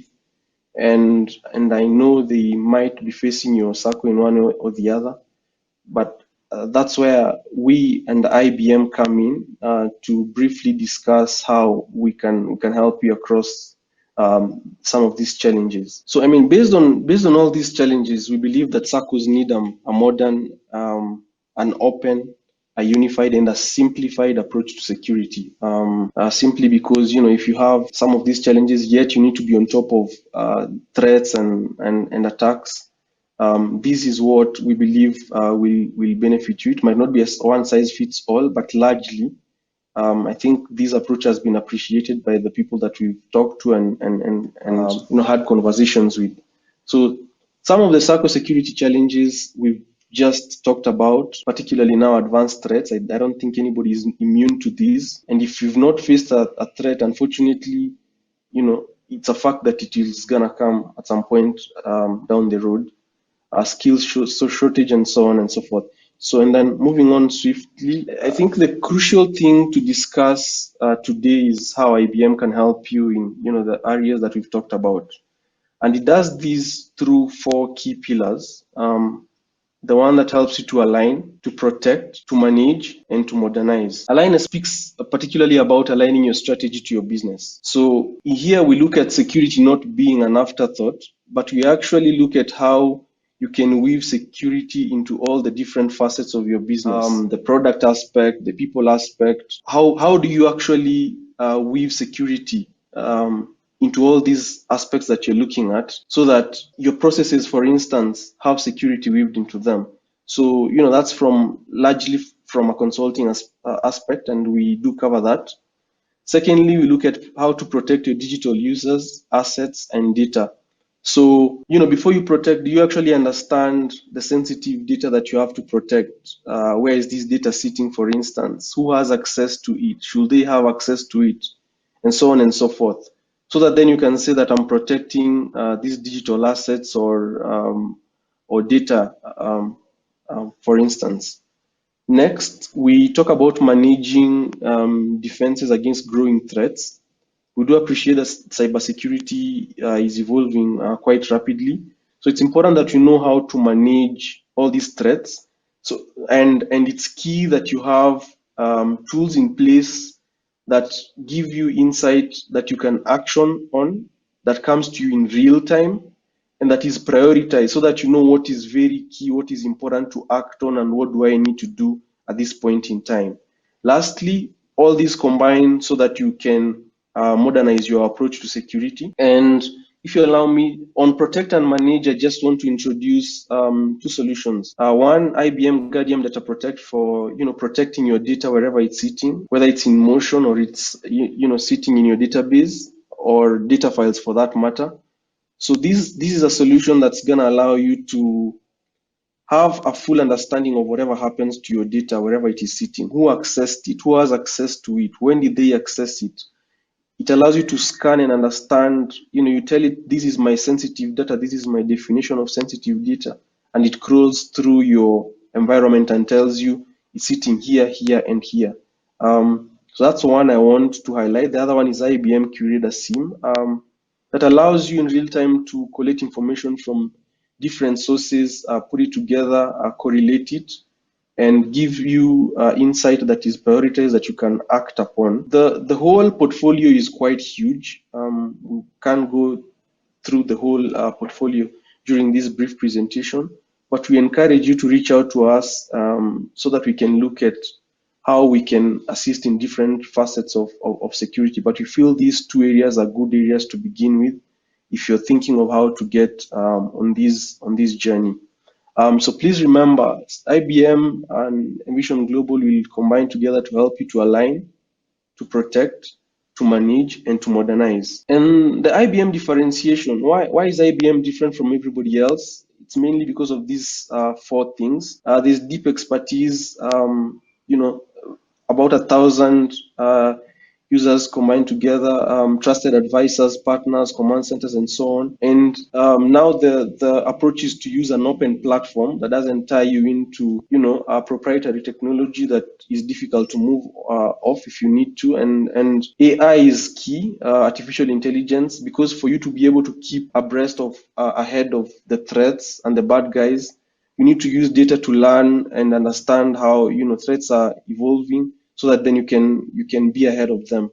And it has the largest ecosystem. I think nobody else is able to put all these together quite like IBM is able to. Then briefly, I want to talk about Envision Global, who's the company that I represent today. It's an IT services organization that also happens to be an IBM Platinum business partner. We focus in the areas of enterprise security, integration, information management, and analytics. And mainly, we exist to bridge the gap between the customer requirement that should really form the center of any project or undertaking, and how you solve that, the skills that are required to solve that. So there was a gap that we noticed in that aspect, and that's why Envision Global exists to solve that gap.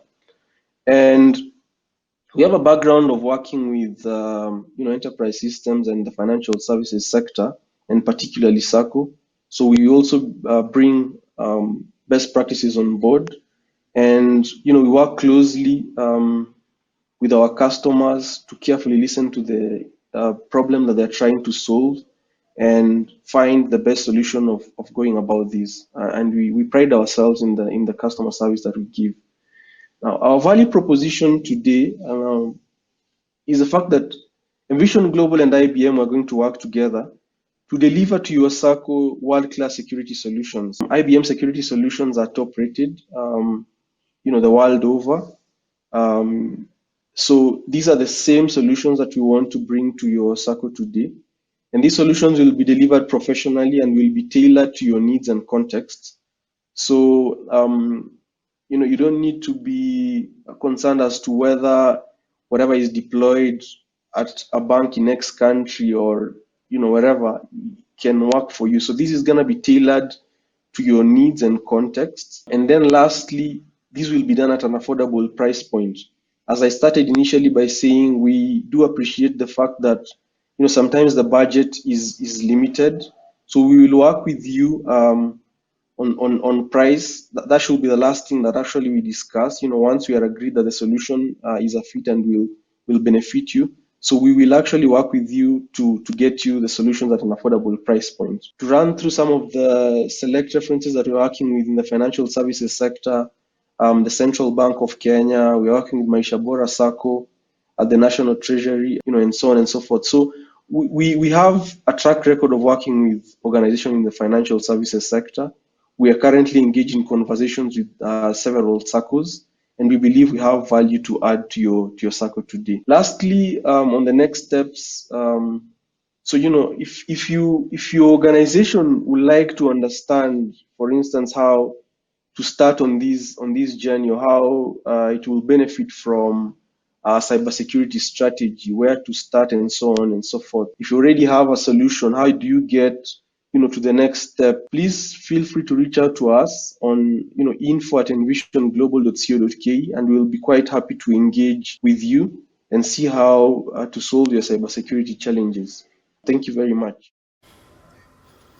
Fantastic. Thank you so much for taking us through that particular session. We are glad to have such an informed gentleman who has all that expertise, and we are glad to have you here. Ladies and gentlemen, welcome back to the CIO East Africa Saccotech Forum, where we are going to leverage on this technology and we can go and change this Silicon Valley for the better. We are glad to have each and every one of you, and I hope that we are able to go into the chat room and we are able to exchange contacts. We can be able to schedule meetings. We can be able to just to go out there and interact fact, even with our proud sponsors, we can be able to go out there and network with them and see what they have to offer, so that now we can be able to grow together and build and change our system of operations for the better. We have realized that even COVID-19 has definitely changed the game, and you can notice that people are now experiencing and acknowledging technology and where it is, and also embracing it so that they can be able to take it through. All right, so thank you so much to the CIO team. And now we have our next speaker. This is Dimant Shah. He is the CEO at Craft Silicon. Dimant has nearly 3 decades of global experience in the fintech services and FMG industry, with a strong track record of driving digital transformation for globally recognized enterprises, executing business turnarounds, and managing successful acquisition. What a man. He is widely credited for bringing scale and value to the organizations in his previous engagements. All right, Dimant holds a master's in computer information systems from California State University and an MBA from Pepperdine University, with a bachelor's in computer science from California University. We are glad to have Dimant here with us to take us through the next session. Welcome, ladies and gentlemen, once again. This is Saccotech Forum, and over to you, Dimant, as you take over the session. Thank you and welcome. My name is Dimant Shah. I am the Chief Executive Officer of Craft Silicon. Craft Silicon is one of the leading fintech in Africa, and I certainly am privileged to be part of this organization. My educational background is that I have a Bachelor of Science from University of California, as well as a Master's in Information Systems from, again, Cal Poly University in California. And I did my Master's in Business Administration from Pepperdine University. I also have over 25 years of experience in technology, and especially in fintech. Been part of larger organizations as well.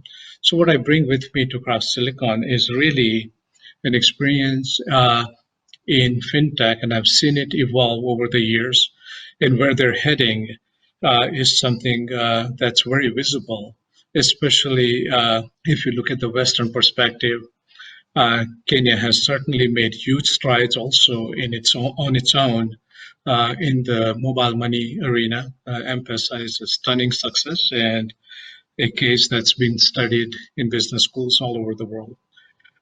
But my goal here at Craft Silicon is really to make sure that the technology that we work on are going to be relevant technology. Technology for the sake of technology is useless. We have to find a proper use case for it. What works in the West may not work here. We also have to look at the uniqueness of the environment, the uniqueness of the country and how things work, mindset of the people, the business model. And so what we strive to do is we take some of these technologies that we know for a fact are moving towards the future, and try to adopt those in a way where we can start small with smaller organizations, smaller financial institutions like SACCOs, microfinances, tier 3 banks rather, and then grow and allow the bank to sort of digest that technology, start utilizing it, and grow with it. If you look at the traditional solutions, core banking solutions available to SACCOs are pretty much a generic ERP system, tweaked a little bit to accommodate SACCO's need, and it allows them to efficiently do their record keeping as well as do their accounting. However, the integrations, because nowadays the customers demand more, and integrations to other systems such as mobile banking, internet banking are clunky, riddled with challenges. Tailor-made solutions such as the one from Craft Silicon, for instance, the BR.net. These are the solutions that are developed from ground up, keeping all of this technology and technology at the center of it, at the foundation level, as well as the expandability in mind. So certainly the impact that we can deliver using some of these newer solutions is much greater. It also levels the playing field for SACCOs. For instance, their big brothers, big banks, offer solutions that can only be had if you had big investment into these technologies, and it's sort of semi-proprietary technologies. Now we can make that available to all of the SACCOs, even the smallest one of them, because of the scalability that is offered within the technology. In other words, the SACCOs are also able to offer the level of services and products that at par with any other advanced bank or financial institution. And so this will bring in a huge impact. So tailor-made core banking solutions for SACCOs will have a tremendous impact on their business, on their top line and their bottom line. You see, the traditional solutions available to SACCOs are typically a generic ERP solutions that is tweaked a little bit to accommodate record keeping and accounting for the SACCOs. When they try to integrate that with technologies such as mobile banking, internet banking, it's very clunky and often riddled with challenges. A tailor-made core banking solutions for SACCO is developed from ground up with a certain foundation that has technology at the center of it. Giving you an example, Crop Silicon's core banking solutions for SACCO, VR.net, is designed not only to sort of cater for the day-to-day record-keeping activities, but that's the least of its strength. I think the biggest strength that it will bring in is the ability to integrate with the ecosystem, additional solutions such as mobile banking, internet banking, self-enrollment, loans on phone. And so these kind of technologies will allow the SACCOs to tap into the same level of services and the convenience offered by the big brothers, big banks, because now the sort of playing fields have been leveled. And this certainly will have a huge impact on SACCO's top line and bottom line. The reason to invest into a tailor-made core banking solutions for SACCO is primarily there is a huge opportunity to both reduce some of your cost as well as to sort of expand your business, to turbocharge your growth. Giving you an example, for instance, of course, reason to invest is really right now, nowadays, it's to stay relevant in the business. Customers have now come to expect a lot more from SACCOs. They want services brought to them in the convenience of their living room rather than having to make a visit to the branch.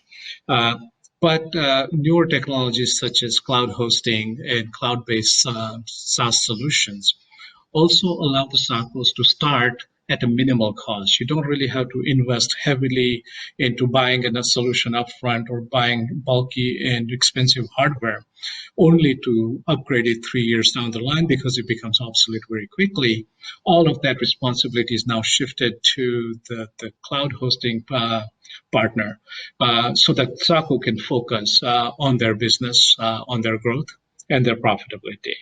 And not only does it require less capital, it also, you don't need to dedicate people to manage the infrastructure as if you had it in your own office. So you don't require dedicated resources, specialty resources. Security concerns are also reduced because a lot more and more standardized security protocols are being practiced by the partner that hosts the solution on the cloud. Other reasons, open banking standards, open banking such as the one embedded within Crop Silicon's PR.net. What that allows the SACCO to do is it allows them to use the same API to integrate a solution from different vendor. For instance, they could be having core banking solution from Crop Silicon, but they might have their internet banking being delivered by another vendor. And all of this happens seamlessly because they all are, the solution offers a seamless open standard for connectivity. That way, you also don't get locked into one vendor, so it reduces some of your risk profile as well. That way, you also don't get locked into one vendor, so it reduces some of your risk profile as well. But certainly, I think let's look at how some of the SACCOs have sort of transformed themselves. Some of our own clients, and I'm not going to name names, but we also provide solution to some of the large SACCOs here in Nairobi and in Kenya as well. Let's go back to last year. Up until now, the SACCO's business model certainly worked because of the personalized service they can offer to their members, and that was great. Up until the time when a pandemic hit, and now people are not able to go to the branches in person. All of a sudden now SACCOs have to transform themselves and immediately start addressing these new requirements, the new need for the customers to see how they can serve the customers where they are. And so our clients were able to shift into that mode almost immediately by way of working from home as far as SACCO staff is concerned, yet without any interruption of services. Members were able to apply for loans, for instance, and get disbursed, that loan disbursed through multiple channels.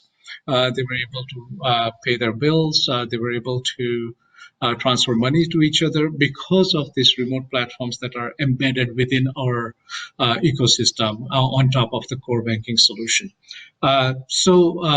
I think this transformation can only grow more and more. Nowadays, some of our products where we offer loans on phone, a customer or a member can apply for a loan using their handset, mobile phone, whether it's a smartphone or it's a feature phone, and be able to apply for the loan, get qualified, and have that disbursement either come to them by way of mobile money or make a payment using that amount. All that within a matter of minutes, without ever stepping into the SACCO. And this is a 24/7 activity, so you're not limited to that 8-hour window. As well as, the other big advantage is the geographic boundaries are broken. You're no longer now counting on members to come from a certain area. Now you can serve across counties throughout the country to all people who qualify to be member of your SACCO. So, and this is only going to evolve. I think we see more and more usage of artificial intelligence in order to perhaps do an automated credit scoring of an individual, which ensures the accuracy, takes into consideration multiple factors where the customer interacts financially, and getting that data to create a more a more sound decision in terms of credit decision is concerned, as well as being able to perhaps one day grow the business nationally without ever expanding your infrastructure.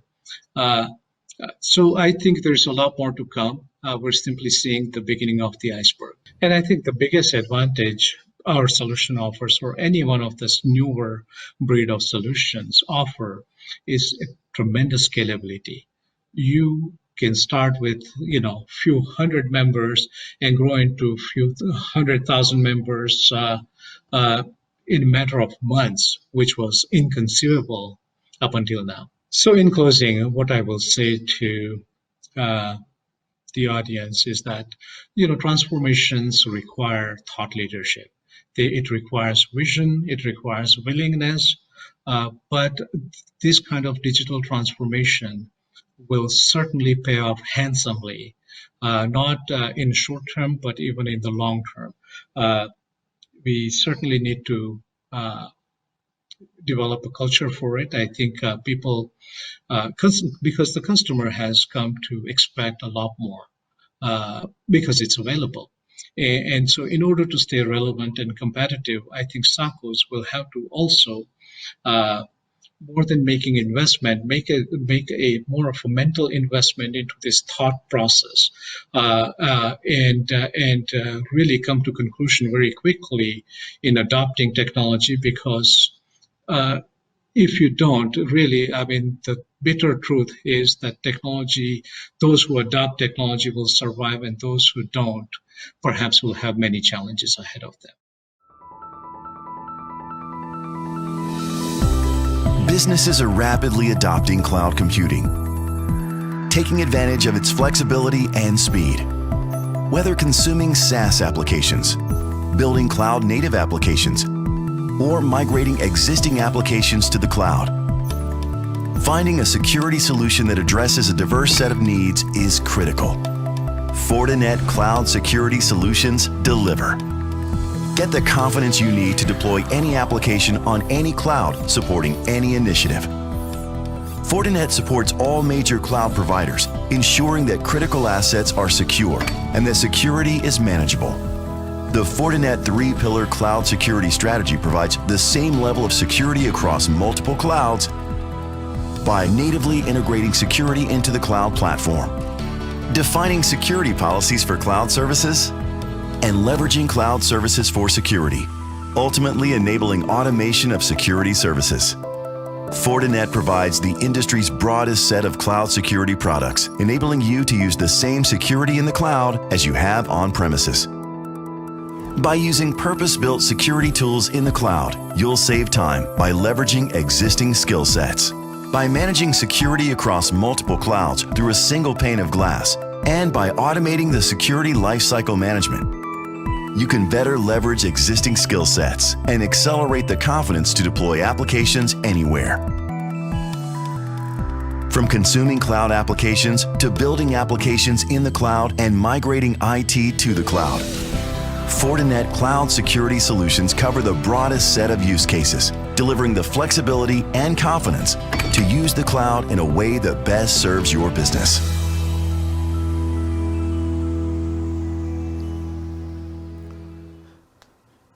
Fantastic. Welcome back, ladies and gentlemen, to the Saccotech Forum, where we are accelerating the change. And our next speaker, he is the major account manager at Fortinet. This is none other than John Mutama. John is a seasoned IT security professional with over 11 years of experience in cybersecurity sales and business development. He has done extensive works across the East African region, cutting across all verticals. He holds a bachelor degree in information technology from Makerere University, Uganda, and a master's degree in international business from Amity University in India. John has a passion for sports, an ex-rugby player, now turned rugby fan. He continues to support rugby development in the region. One other thing that I know about John is that he has done extensive and immense and amazing work with the telcos here in Kenya. And he's currently working on a personal project on identity access management. He is seasoned, he is focused, he is sharp, and he is the right man to have a conversation with. Thank you so much for joining us, and over to you, John, as you take us through the session. Thank you and welcome. Hello, everyone. Welcome to Building Security Solutions for SACCOs, brought to you by Fortinet. My name is John Mutama. I'm an account manager based out of Kenya, covering East Africa on behalf of Fortinet. So I would like to welcome you to this discussion, and I hope at the end of it all, it will be valuable for you and you'll take out some knowledge and some learnings. So the agenda is pretty simple. We shall look at the trends that are covering the financial sector. So given the fact that SACCOs are slowly moving into becoming financial services providers, we need to look at what's happening in that space and what are the challenges people face. And then we also need to look at the solutions that we have for you in regards to those kinds of challenges. So that said, I'll dive straight into the discussion, and we shall talk a bit about what we call digital innovation. So what we're seeing is businesses moving themselves forward using innovation, whether it's through leveraging the cloud, whether it's using leveraging information technology, web applications, mobile applications, and all those kind of things. So that is it's not new to the financial sector, and most importantly, it's not new to the SACCOs. I mean, I've seen the cutting edge stuff SACCOs are doing today. I mean, in terms of providing mobile money services for their users, being able to allow online banking and online transaction in regards to getting their money from the SACCOs, being able to borrow money, via web platforms. So all that is innovation, and all that is good and nice. But we have to look a bit and focus on some of the challenges that you may face. So that said, let's talk and look at the future of the financial market. Let's look at what is happening and where we're going to go eventually. And for sure, some of us are already doing this kind of cutting edge stuff. Yeah. So if you look at payments, obviously, the new kid on the block is cryptocurrency. We're looking at all these kinds of new stuff happening, and the ability for us to be able to pay, using Bitcoin and all these other cryptocurrencies that are out there. Then now, more emphasized during this Corona period is obviously the cashless world, being able to transact minus necessarily carrying around paper money. And for so many reasons, that is being encouraged. There's the health and safety aspect, and most importantly, also the safety in terms of how you can move large amounts of money from one place to another. So the financial sector and more so SACCOs are experiencing this, and we expect to see a bit more of that happening in the future. Right. In regards to lending, we're seeing things like peer-to-peer lending, and also trying to get the customer experience changing, as opposed to me having to go to the bank to be able to borrow money, line up there and do all those kind of transactions. I can actually process a loan or process a deposit on my phone, minus necessarily having to go to a brick and mortar type setup. So this is cutting edge. This is key, and again, some of us are already doing this kind of stuff. Some of us are planning to go in this direction. Some of us are being just trying to find a way to forge a way forward. So there's also an element of artificial intelligence that's coming into this market. I mean, in the bid to obviously better provide certain services to our customers, better understand what our customers are doing. There's an element of AI that we need to also be able to focus on. So if you look at the insurance sector as well, that plugs into the Saccotech, and rather the SACCOs, in the sense that I know as you go ahead and innovate around the kind of products that you can position to your customers, some of you are already considering or already put forward initiatives to either partner or provide some form of insurance for your customers. And that's when you talk about insurance, then you start looking at things like IoT, smart monitors, smart sensors to enhance the way we monitor the people that we are providing for this kind of services. So we're still going ahead, and I think this is just a slice in the big cake to show us what is happening when it comes to innovation and transformation. So when we look at the journey we have to take, we need to appreciate the business challenges and what we're trying to fix. Yeah, from a work perspective, we're looking at things like optimization, availability, efficiency. We're looking at how we can get our operations in top-notch shape, and be able to respond to requests quicker, and obviously be better providers for the businesses, right? And from our day-to-day life perspective, obviously we're looking at things like mobility. We're looking at things like the quality of service, the quality of our offerings to our customers. And these are challenges that we all have to accept, and we all have to figure out ways in which we can continue to innovate around and provide the cutting edge solutions for the businesses today. From operational perspective, there's an element of cost reduction, and we talk about the stability of the business. We're talking about operational efficiency. All these are meant to just get us to work a properly oiled type setup, whereby as a SACCO and as an organization, you're able to give the business value. You'll be able to provide that cutting edge service, and when you speak to your stakeholders, they're able to appreciate the value that is coming out of this innovation and the value that's coming out of the business. And from an IT perspective, obviously, we need to be able to provide this new technology when it comes to smart applications, new security applications, data analytics, and even things like the cloud. Right. So all these are what do I call it? They're part of the innovation. They're part of what we are trying to do as IT champions within our organizations, as business champions in our organizations, as finance champions in our organizations. It's important to note, first of all, that innovation does not only touch the IT section within the SACCOs. I know when people talk about digital innovation, as long as the word digital is there, it's always associated with IT.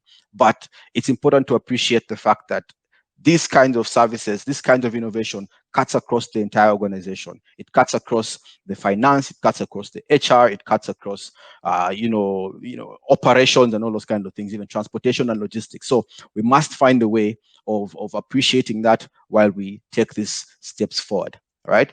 So the question you'll have to ask yourself, what happens when you decide to move forward with digital innovation? Well, what happens when you decide to put forward all these kinds of technologies, applications, whether it's moving to the cloud, like I mentioned, or it's doing something as simple as launching a web platform for your users to access. What happens when you do that, right?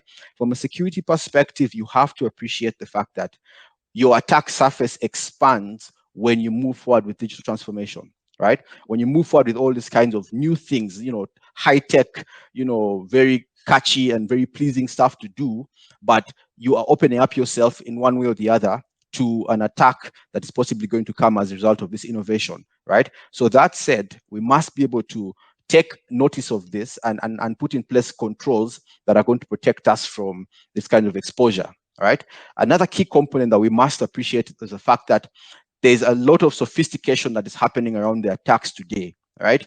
I'm sure all of us have experienced some form of ransomware, some sort of, virus or some sort of, email campaign that has been launched against your organization. So we have all experienced this in one way or the other. And as we innovate, as we push forward with all these kinds of controls, the attacks are getting more and more sophisticated in a means to actually come through and cause damage to your organization. So we must appreciate that, and we must also take note that this is how our life has to, basically be going forward, due to the simple fact that we are innovating and we're pushing forward our business, right? And next component I wanted us to discuss is the ecosystem and the complexity that you'd have to deal with on a day-to-day basis, right? You do not want a scenario whereby you have security controls making your life more and more difficult, as opposed to being the solutions provider or the fixer that is required for you to, protect your business. So the complexity of that ecosystem is what we need to pay attention to, is what we need to find appropriate solutions for, and move our business forward. Yeah. And lastly on the list, to put things into perspective, is compliance, right? As you move into becoming a more involved financial services provider for your SACCO members, for your business, you must take note of the compliance that is associated with that. In Kenya, we have compliance when you're moving, when you start, for example, doing the credit card transactions, when you start interfacing with the banks, when you start, getting to hold people's money, and you're doing the kind of transactions that financial institutions are traditionally known to do, right? When you move in that direction, you must be aware of the kind of compliance. Is it PCI DSS? Is it all these kinds of controls that are in place? Which one are you aligned with, and which one do you need to pay attention to? Yeah, I know SASRA has rules and regulations that govern the SACCOs in Kenya today. We also need to be able to understand what are those, and how do we, protect ourselves. Rather, how do we align with those kinds of compliance rules and regulations as we move forward, right? Now, when it comes to cybersecurity, like I mentioned before, you do not need to have complexity. There is no need for that fog to blur your vision and distract you from what is actually critical and what is actually being compromised and all those kind of things. And the solution we have in that respect is our security fabric. So Fortinet Security Fabric offers broad, integrated, and automated security meant to deal with these specific challenges that we have just mentioned.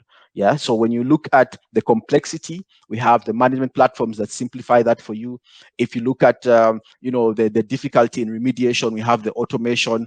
And if you're looking at being able to have visibility across your entire platform, we do have the integration that is available to you as a SACCO or as any other organization that is looking to secure your business, right?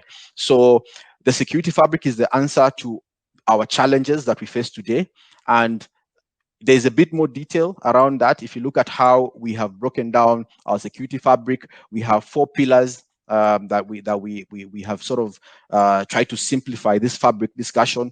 And number 1, the zero trust network access, the security-driven networking, number 2, and the dynamic cloud security, number 3, and lastly, the AI-driven security operations.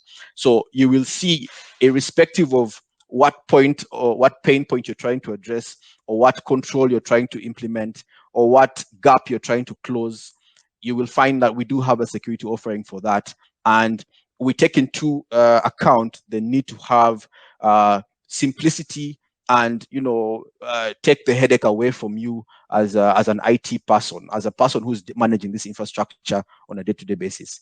We do not want a scenario whereby every time we implement a security solution, you find yourself having more and more sleepless nights, having more and more calls to the office in the middle of the night and all those kind of things. We do not want you to be in that place. So feel free to reach out to us at any one point in time to ask questions. My colleagues, part of this session, you can simply reach out to us, have a chat, and we shall come in to assist you with your challenges. So with that, I would like to say thank you very much for your time. And I'm hoping this presentation has been informative for you. And if you're to take 1 or 2, 3 things away from this presentation, I think let's point to the fact that we need to appreciate the fact that our transformation is moving our businesses forward, no doubt, but let's not have security as an afterthought. Let's have security as a joint initiative as we push forward with our transformation and our innovation. Thank you very much. Thank you for your time. Looking forward to hearing from you. Bye-bye.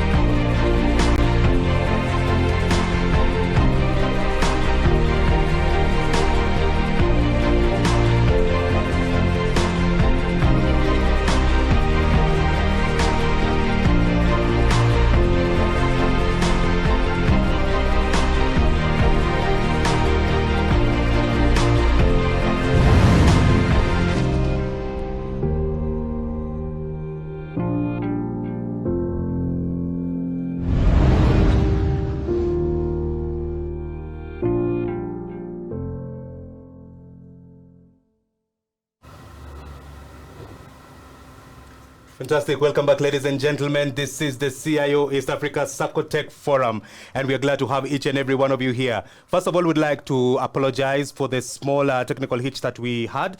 We've just slightly had to change our program a bit, and we brought John Mutama first before we brought the panel. So kindly bear with us. We sincerely apologize for that. But we're glad to have you here on board, and I'm sure that you've been able to learn quite a lot and the wealth of experience that he's been able to bring on the table. We are glad that you're having an engaging session and that you're able to go to the chat box and engage with each other, plan sessions with each other, schedule meetings, and get to learn and leverage from each other. I'm confident that we are better together, and if we are able to come together in this ecosystem, there is a wealth of experience and so much value that we can be able to get from each other. All right, so thank you so much for being here with us, and I'm sure that we have some partners here with us and would like to just appreciate them. Yes, we'd like to appreciate the partners and the sponsors who have helped us to bring you this event. Fortinet and Reddington, Envision Global, Stepwise, Craft Silicon, Intrasoft. Thank you very much for partnering with us for this event. All right. Thank you so much to our partners, and thank you, Melissa, for that. We're glad to have them here with us. I'm confident that our viewers will be able to keep them engaged, all right, and have conversations with them. Melissa, I hope you're enjoying the session so far. I am having a good time. All right, all right. Especially the conversations that we've had from the wealth of experience from our speakers. We definitely had an amazing session. Melissa, you promised me that you're going to join a SACCO, isn't it? I am going to join a SACCO. All right, fantastic. Yes. And I will hold you accountable to that because we're doing this live on TV. So I'm hopeful that you're going to be able to do that. So my name is Ian Merore, and this is my co-MC.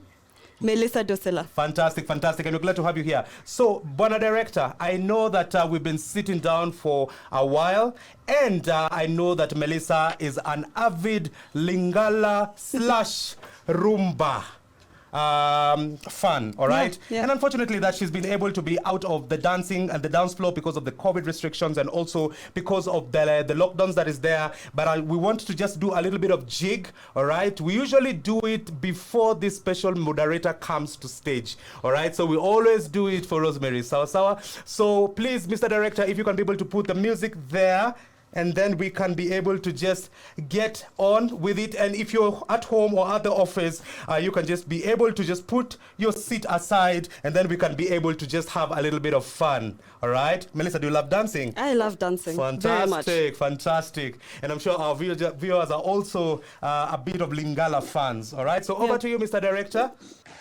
And hopefully you can take me for one of these dance after the lockdown has been lifted. Oh, we're going dancing after lockdown, definitely. Definitely. Melissa has guaranteed me that we are definitely going to go for dancing after the lockdown. All right, so Mr. Director, if you can be able to put it for us so that we can be able to hear you. All right, let's go, Melissa. I love this song. 3, another 4, 1, 2, 3. There we go here. Hey. Down. Hey. Down. 3, 4. Start to the right and we. Hey. Left, right. 1, 2, 3, 4. Clap, clap. Woo. Clap, clap. Clap, clap. 4. Go to the start. 1, 2, and hold. 1, 2, and hold. 1, 2, and hold. 1, 2, and hold. Thank you so much, Melissa. High five. Melissa's a perfect dancer. Thank you so much, ladies and gentlemen. This is CIO TV, where we engage each other, we have fun, and we appreciate each other. All right. So thank you so much for bearing with us with a slight change that we had in the program, and we are glad to have you here on with us. And now we'd like to bring on the fantastic panelist and the fantastic moderator for a fantastic panel discussion. But before we get into the panel discussion, we're going to go into a small commercial break. You promised me we're going dancing, isn't it? Yes, we're definitely. Let's make it happen, all right? Yeah. So my name is Ian Merore. I'm Melissa Dosela. And this is CIO TV. Welcome and thank you. Businesses are rapidly adopting cloud computing, taking advantage of its flexibility and speed. Whether consuming SaaS applications, building cloud-native applications, or migrating existing applications to the cloud, finding a security solution that addresses a diverse set of needs is critical. Fortinet Cloud Security Solutions deliver. Get the confidence you need to deploy any application on any cloud supporting any initiative. Fortinet supports all major cloud providers, ensuring that critical assets are secure and that security is manageable. The Fortinet 3-pillar cloud security strategy provides the same level of security across multiple clouds by natively integrating security into the cloud platform, defining security policies for cloud services, and leveraging cloud services for security, ultimately enabling automation of security services. Fortinet provides the industry's broadest set of cloud security products, enabling you to use the same security in the cloud as you have on premises. By using purpose-built security tools in the cloud, you'll save time by leveraging existing skill sets. By managing security across multiple clouds through a single pane of glass, and by automating the security lifecycle management, you can better leverage existing skill sets and accelerate the confidence to deploy applications anywhere. From consuming cloud applications to building applications in the cloud and migrating IT to the cloud, Fortinet Cloud Security Solutions cover the broadest set of use cases, delivering the flexibility and confidence to use the cloud in a way that best serves your business.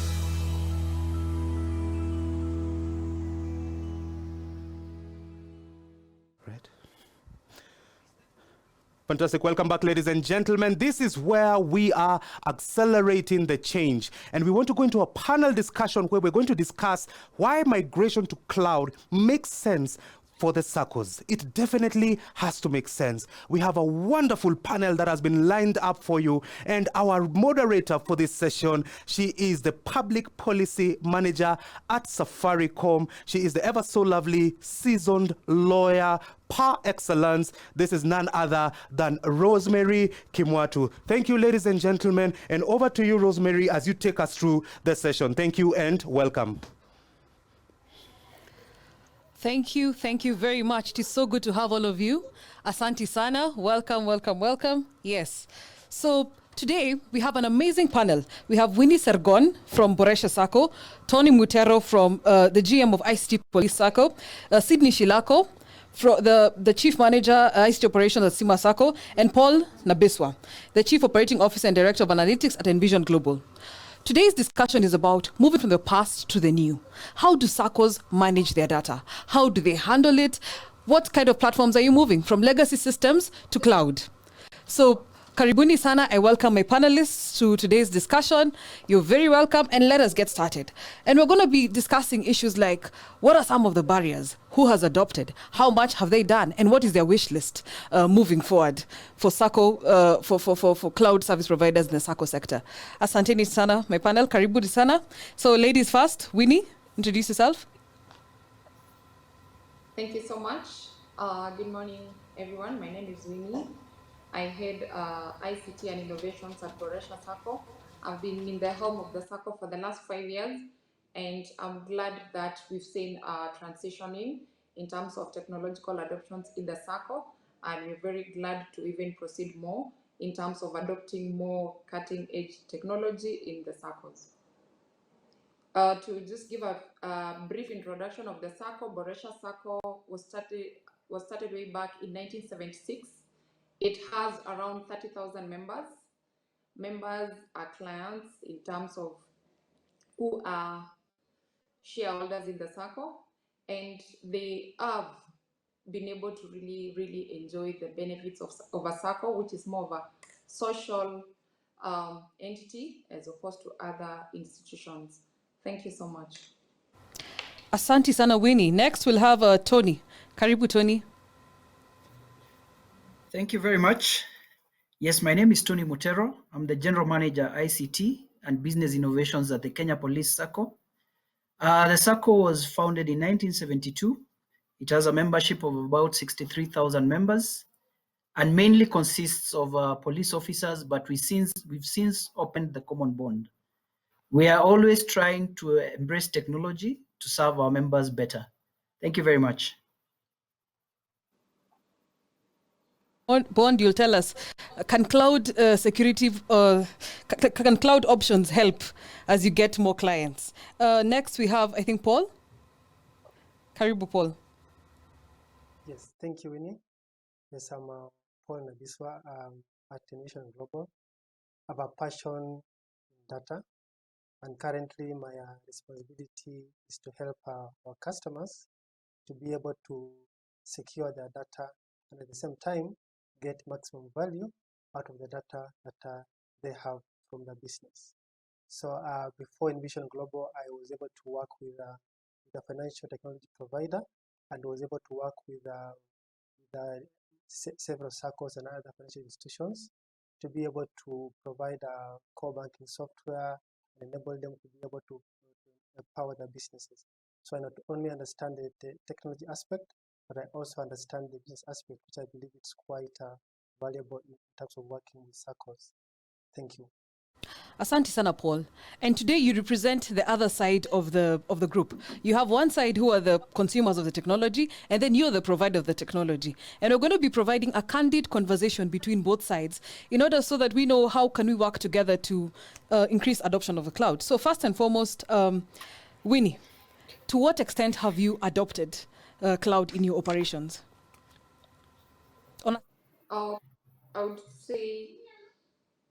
I would say we are at 50-50. We are in a hybrid kind of environment currently. We have the core banking still on-prem and other operations majorly now on cloud. And it's a good feeling at times to just have cloud solutions because it enables you to work from anywhere, anytime, as opposed to now when you have to administer what is on-prem, and most of the time you have to worry about the connectivity to the prem, the security, the network, all those things around on-prem management. Nevertheless, we're looking forward to even achieving maybe 70% this year and transition just like that as part of our strategic plan, so that in the next 5 years, at least we can be able to comfortably say we are where we should be when it comes to being on cloud, or we say we are going to neglect the cloud and remain on-prem based on now what the user needs will be at that time. Next for Tony. Tony, what's the status in the police SACCO? At the police SACCO, we are at about 40%, but the strategy is to actually move to 100%, subject to some issues that are rising. But thankfully for us, we have a board that is very supportive of technology and does not see it as a cost. So if we can get better solutions that are increasing our availability and the member being the center of it all so that we can improve our services provision, that will be a good way. So we are at 40%, but looking forward to moving it to a higher percentage. Thank you. My next question is going to go to Paul. Paul, we've heard from Winnie and we've heard from Tony in terms of levels of adoption. I want you to speak to what are some of the benefits that you think could accrue from adopting the cloud, especially at the SACCO level. And immediately after that, I'll ask Winnie and Tony to tell us what are some of those things that have been hindering you. But to begin with, let's have Paul. Paul, what do you have on the entree? Yes, listening to Winnie and Tony, and I'm glad already they've begun the journey at 50 and 40%. That's really quite impressive. Yeah, and to be able to, I believe so far you've been able to see the benefits of cloud. So I think on top of my mind, as we have heard from the earlier speakers, the main question of SACCOs is about the cost, about being able to get the budgets to be able to invest in technology, which is being seen as a cost and an expense instead of an investment. Cloud comes in to solve that problem, whereby the issue of upfront expenditure, what you call capital expenditure, where you pay maybe 1 year, 2 years, 3 years upfront, it's done away, and you only pay as you go. So you're able to pay in small chunks and be able to leverage the benefits out of the cloud solution platforms. And in this particular case, I'll highlight the aspect about competition, because before we used to attach technology to banks and big institutions. But now SACCOs can be able to utilize their small budget and also access the best of breed technologies because they are already available in the cloud platform. And so what you just need to do is to provision what you require and be able to consume for the time which you need and drop off and move to the next one. So the cost aspect is really very key, and cloud comes in to solve it. Thank you. Asante sana. And I'm going to ask, we're going to put the proof in the pudding. Tony, Paul has mentioned costs. What are your thoughts in that? Other than cost, what are the other issues that maybe hinder you from larger adoption of cloud? Okay, for us, maybe it's resources in terms of expertise. But I'm aware that when we take a cloud provider, they have the expertise to support and help us manage. Then we also have compliance issues. We need to look at the regulator. What do they say about us having data in a third-party site? Then the other thing we need to look at is maybe the complexity of managing multiple clouds, because chances are we'll not put all our applications or all our services in one cloud. So those are the main challenges. Although after I've listened to this, I'm seeing some solutions that are being offered even through advertisements, but those are the challenges we are looking at the moment. Thank you. Thank you, Tony. Winnie? Thank you so much. The challenges that I would add from what also Tony has mentioned is that we also could be lacking general understanding on adaptation of and use of IT as a whole, from the governance level, from the management level, and the entire SACCO fraternity. You'll find that most people, the much technology they know or they understand is how to use their phone and the social media, and that's the end. So at times, having that understanding of how really technology, movement to the cloud and solutions can be able to help spearhead the SACCO in a forward direction is something that is really, really lacking. So most of what I would say, I would applaud what Tony has mentioned about their board being very IT savvy and understanding, but generally I would say 60% of the SACCOs, you'll find that the understanding on the use and adaptation of IT is still lacking. So I would mention that as a very huge challenge. Number two is the perception of use of technology, especially going to the cloud and other things. People fear for their jobs. We are living in very difficult times. And at times people hear that this thing is being moved to the cloud, it's being automated and all those things. They always find that I might be rendered redundant, I might lose my job, and you find that that is still something that hinders the acceleration of technology in SACCOs. And the last one, the way you mentioned, of course, is say perception of the expense included or rather incurred in adoption of the cloud. You find that on-prem, it might be a one-off cost, it might be very huge, a very big capital expenditure, but when you look at it moving to the cloud and having things running on the cloud, you'll have a small monthly recurring charge, which when they look at it, they always say it might really, really be a huge cost at the end of a certain period of time. So I think there is need for that understanding now in terms of the benefits, not just looking at the financial, but also look at the efficiency, security, and other ways that we can be able to save on as opposed to having on-prem. So that is what I could mention as some of the challenges that we are facing as the SACCO. Thank you. Okay. So thank you. So now we're in an era of social distancing and offering services remotely to our customers. What opportunities do you think that adoption of cloud platforms will provide to seamless services, especially to all your customers? We talked about Boresha SACCO serving a huge number in the western part of the country. We know that today many of your clients can't walk to the various FOSA offices, the front office sections. Tony, also, you've widened the scope in terms of services those you're offering. What opportunities does the cloud offer in terms of making services simpler? And this goes to all of you. Tony? Okay. Thank you. I was thinking it's ladies first. Okay, so now what is happening is, especially for us, the police officers who are majority of our members are in the vast areas in northeastern places where even the network is not good, and we want to provide services to them efficiently and also quickly.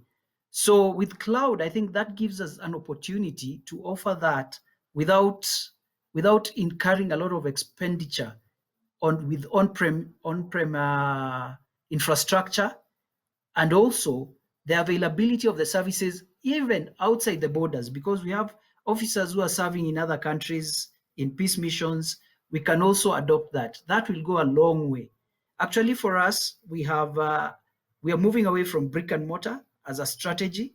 So we have a virtual branch that enables us to actually offer services online or via their mobile phones, mainly smartphones or otherwise. Then with the cloud adoption, that can really improve the services we are offering.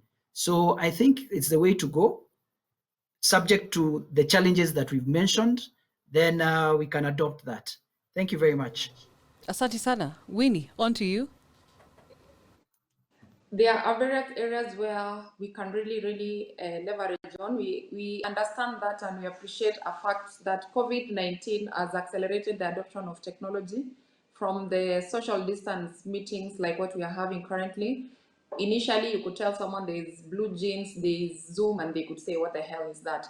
But currently, most of the things have been easily adapted thanks to COVID-19. It's not a good thing, but sorry, it has helped accelerate technology.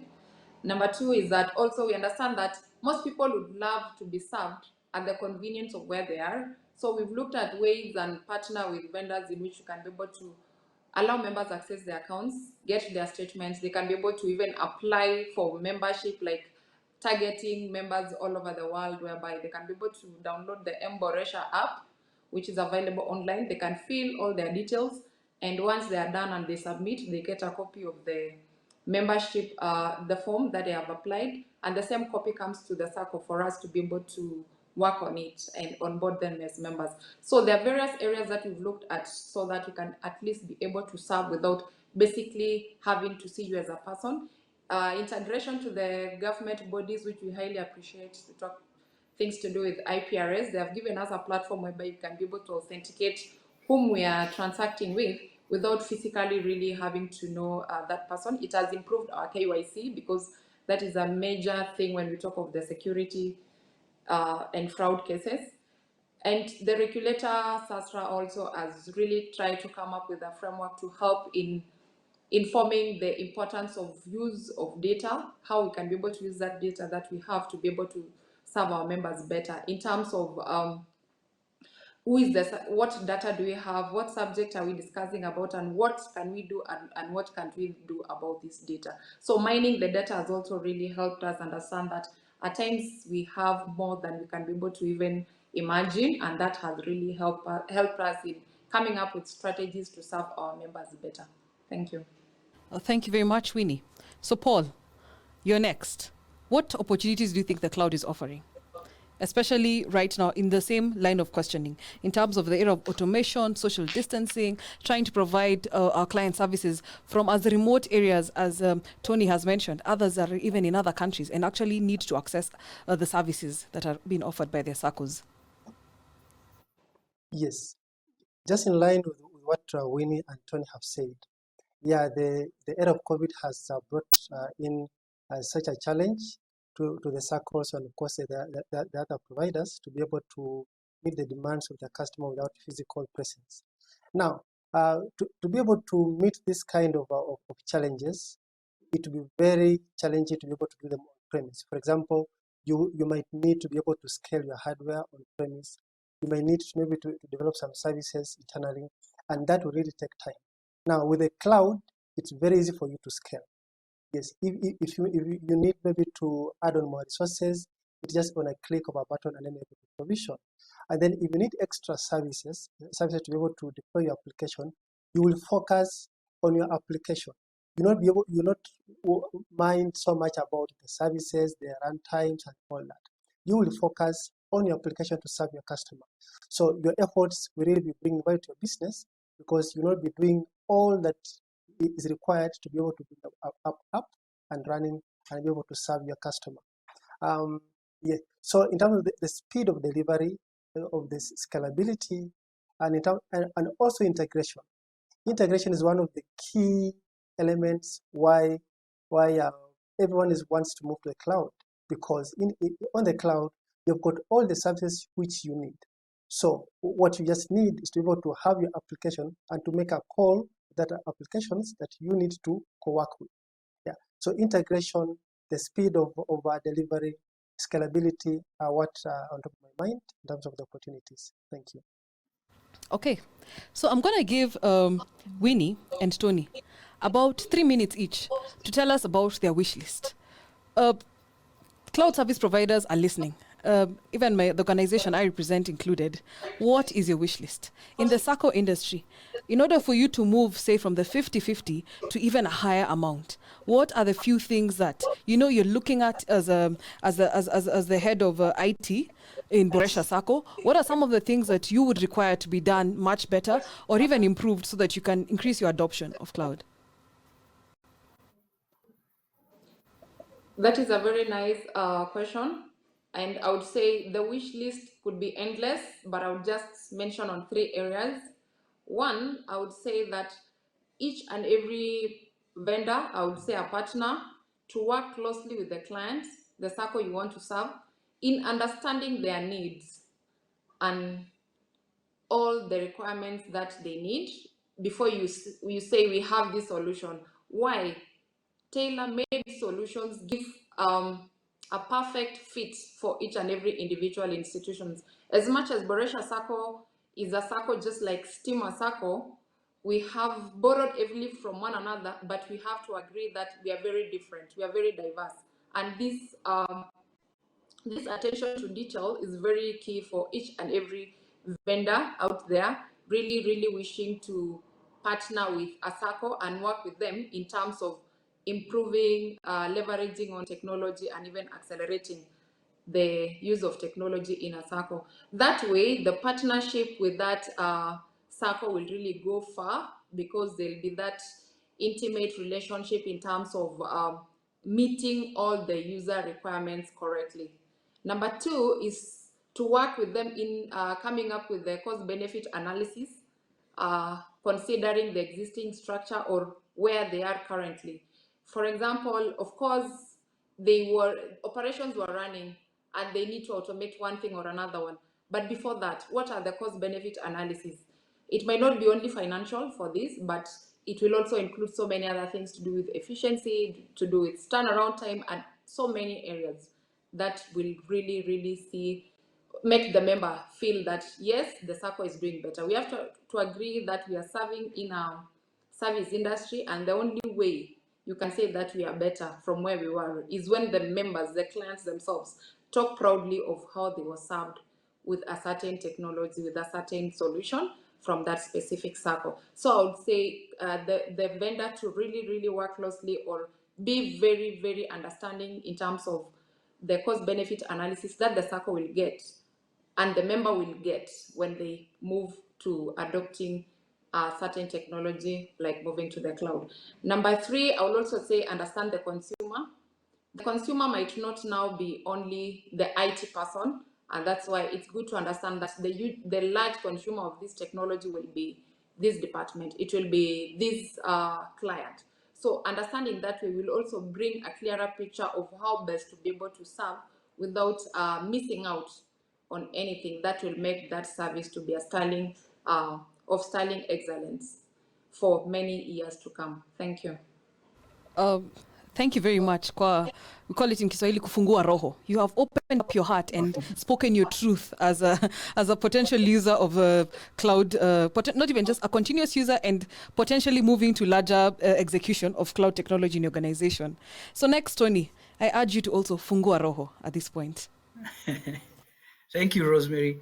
So for me, what I would like is for the vendors to come and sell to us scalability, because When we talk of cloud, we think of very huge investments, but I know it's scalable and that can be easily sold. Secondly, is coming up with business cases and justifications for why the cloud. Because when we have that, and for them, it will be one document that can be actually just customized for police SACCO, for any other SACCO, so that it can be helped to sell. Then finally, for me, what I would like is anybody who can come in and help me manage my infrastructure, manage my applications, to allow me to concentrate on the core business of giving my loans and serving my members. That is a welcome relief. So any solution that can help me actually get my mind off and be able to sleep so that I can concentrate on my core, that would help. And I know cloud solution providers are listening. I've not seen anybody come to my office to try and sell. So I would really like them to come and join us. Then even having the Saccotech Forum has really helped, because I know a lot of SACCO people are listening and other people. So that is what we need. A lot of engagement with cloud vendors. They come and listen to our needs and see how we can resolve these issues. Like today, I've just seen, let me mention the vendor because it's a sponsor. Fortinet has a solution for multiple cloud applications, multiple cloud vendors management on a single pane. That I did not know. That can help me because I did not want the headache of I have a cloud on this provider, another one. I didn't know how to manage that. So Rosemary, if they're listening, and I know they are, come and talk to us, listen to our needs, build solutions that are scalable, that will increase efficiency, and that will help us concentrate on our core business. Thank you very much, Rosemary. Paul, my panelists having funguad their rojos, opened up their hearts to you. What are your sentiments? What feedback do you have for the people who I mentioned are on the other side of the alley, in terms of as a consumers of the cloud service provision? Yes, thanks, Winnie and Tony for kufungua roho, and I believe you speak on behalf of the many SACCOs who are here with us and those who are out there. Yeah, so at Envision Global, from what you have said, we are very excited to hear what you expect out of the providers. Why? The first thing that we do is we sit down with you and understand, listen to you, understand what you need, and work with you to see what is the best fit for you. Because there are many solutions out there, but now not everything could be fitting to you. So before we go to the side of the cost, talking about the cost, talking about all that, we have first of all understand what are really your pain points, what do you require, and then we're able now to work out what is fitting to you. And now once we have done that, we work with you. With cloud, the demand of expertise on your side is really reduced. It falls much on the vendor. On your side, it's now building your applications and you're able to serve your customers, basically that. But everything else, terms of managing infrastructure, the platform, and deployment, availability, disaster recovery, and all that is handled by the provider. So the expertise side, it's a portion which is answered, and we'll be glad to be able to continue talking after this. And what else? I'll just, in terms of the issues with governance and which we mentioned, yeah, those are things which we are also actively participating in, understanding what is happening, the new regulations, and we can be able to advise the SACCOs on how really you can be able to leverage cloud, but also comply on what the government needs out of you. So it's an exciting journey. We are learning out of this journey, and we have a proof of concept to have what customers have worked with, and we can be able to prove to you, and also come and implement the same in a case, and be able to, so that you can be able to get the maximum usage out of this cloud and serve your customers well. Thank you. Okay. So thank you very much, my panel. And now I'm going to ask for a parting shot from each and every one of you from today's discussion in terms of how can cloud be a social economic developer? Do you just see it in terms of transforming operations as Boresha Sacco, or do you see a bigger role in terms of social economic development? Winnie, you can get started for us. Do you just see the cloud as something that's just coming to help your systems, to improve them, or do you see it playing a greater role? Okay, it has a greater role, I would say, because the ripple effect, once, the way Tony mentioned, once my operations are seamless, faster, efficient, the ripple effect is going to be felt by the economy where we serve. We can even be able to bring on other initiatives to help the social community around us to be able to even be happy. Can we be able to get a chama, whereby this chama can be able to contribute amongst themselves through the SACCO and can be able to develop something that can be of main importance to them. So the technology might not really be helpful to the operations only, but it will have a serious ripple effect to the community that we serve. Thank you. Thank you very, very much, Winnie. I like the explanation of the ripple effect. Tony, you're next. Yes. So for me, I see cloud bringing in connectedness and information sharing for all stakeholders, and actually the socio-economic factor is taken into account, because if we are able to share information through cloud applications and cloud services using SaaS models for taking, for example, adopting new technologies, we'll be able to serve everyone wherever they are, as we say, and also build economies by, for example, for financial inclusion, which is an issue that we battle with as SACCOs, so that we can include, and also in economic empowerment. With cloud, those things can be done very well and cost effectively. So that's my part in short. Thank you very much, Rosemary. Thank you very much. Paul, what do you have to say? Yes, just I'll agree with my other panelists. Yeah, cloud will have a very huge impact on our social economic life. Why? Yes, it will empower SACCOs to be able to serve the number of customers that they can be able to serve. They can be able to scale. They can be able to double their growth without having so much challenge in terms of the infrastructure, in terms of management, in terms of the resources. Yes, you'll be able to deploy and produce products in the market at a very fast rate. So you're able to give your customers value. They'll be able to do much more. They will come back to you. So I think that is a effect which I agree with, and I'm glad we're here. The SACCOs are ready, and we as the providers, we are ready to work with you. We'll sit with you. We will talk with your teams, all the stakeholders. We'll bring them together so that we're able to start the journey together and walk through until we're able to get maximum value out of this cloud conversation. Thank you. So I'd like to thank all of you today for your candid conversation. Thank you, Winnie Sergon from Boresha Sacco. Thank you, Tony Mutero from Police Sacco.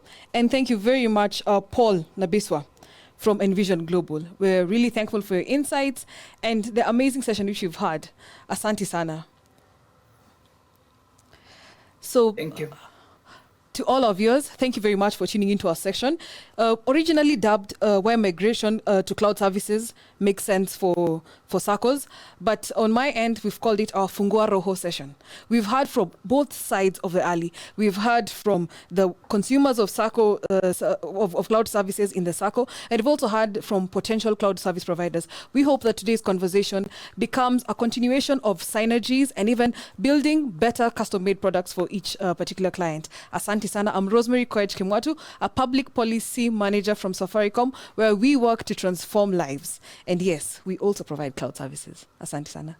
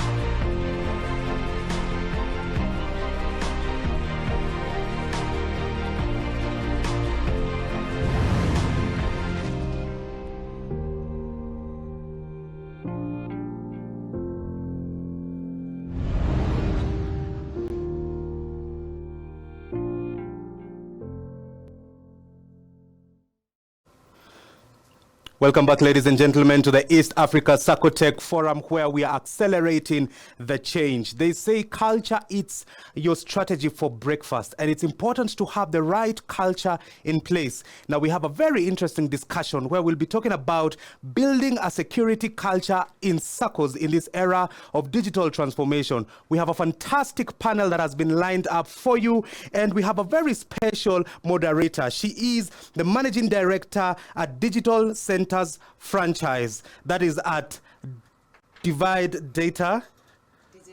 Digital Divide Data, all right? I'm here with her in the studio, but we're glad to be having Tanya Ngima, the Managing Director at Digital Centers Franchise, and she's going to be taking us through this particular session and carry us through. So we are glad to have this particular session here with us, and we are honored to have Tanya Ngima with us. So over to you, Tanya, as you take us through the session, and we wish you all the best, and we are glad to have you here. Thank you and welcome. Thank you so much, Ian. I know it's a little bit of a mouthful. It's MD at Digital Centers Franchise at Digital Divide Data. So I'm really happy to be here, and to all the viewers, I'm excited to introduce this conversation. The panel today is actually on building a security culture in SACCOs in this era of digital transformation. Now, I have to confess, I was one of the people who belongs to a SACCO and was really excited that I could access my dividends without stepping a foot out of my house. So I'm really excited to have this conversation. What we are going to do next is have a conversation with our panelists, and I'll give them an opportunity to introduce themselves. So I know that joining us, we have a couple of people, and I think they would probably do themselves the best justice if they introduce themselves. But I just want to mention that we have John Mutama from Fortinet, Kamal Budabati, Craft Silicon, Robert Mugoi, Chai Sako, and Amos Ndungo. And I want to give them a couple of minutes to just introduce themselves, and then we can get right into the conversation.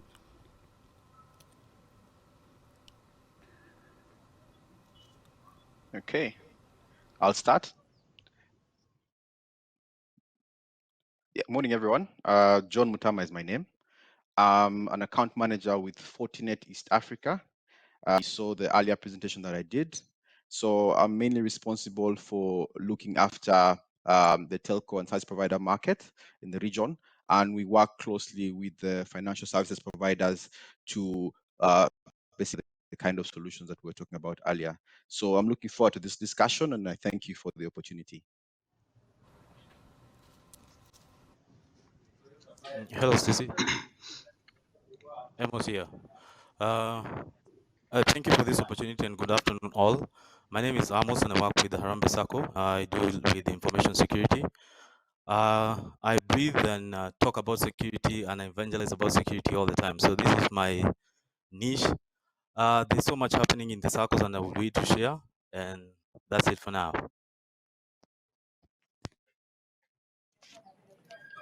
Good afternoon, Tanya and the rest of the team. My name is Robert Karaoke. I work for Chai Sako, and a humble servant of God. That is,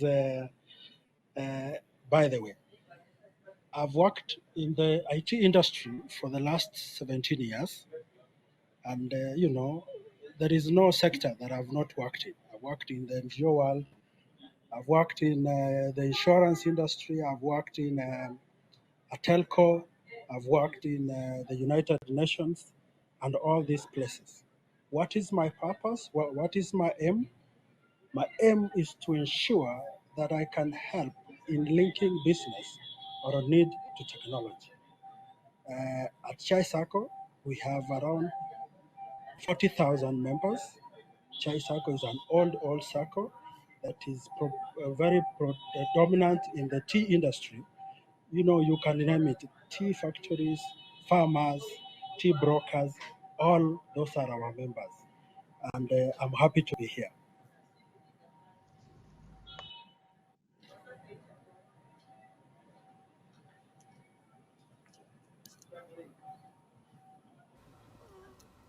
Kamal, I think you might be on mute. We can't hear you very clearly.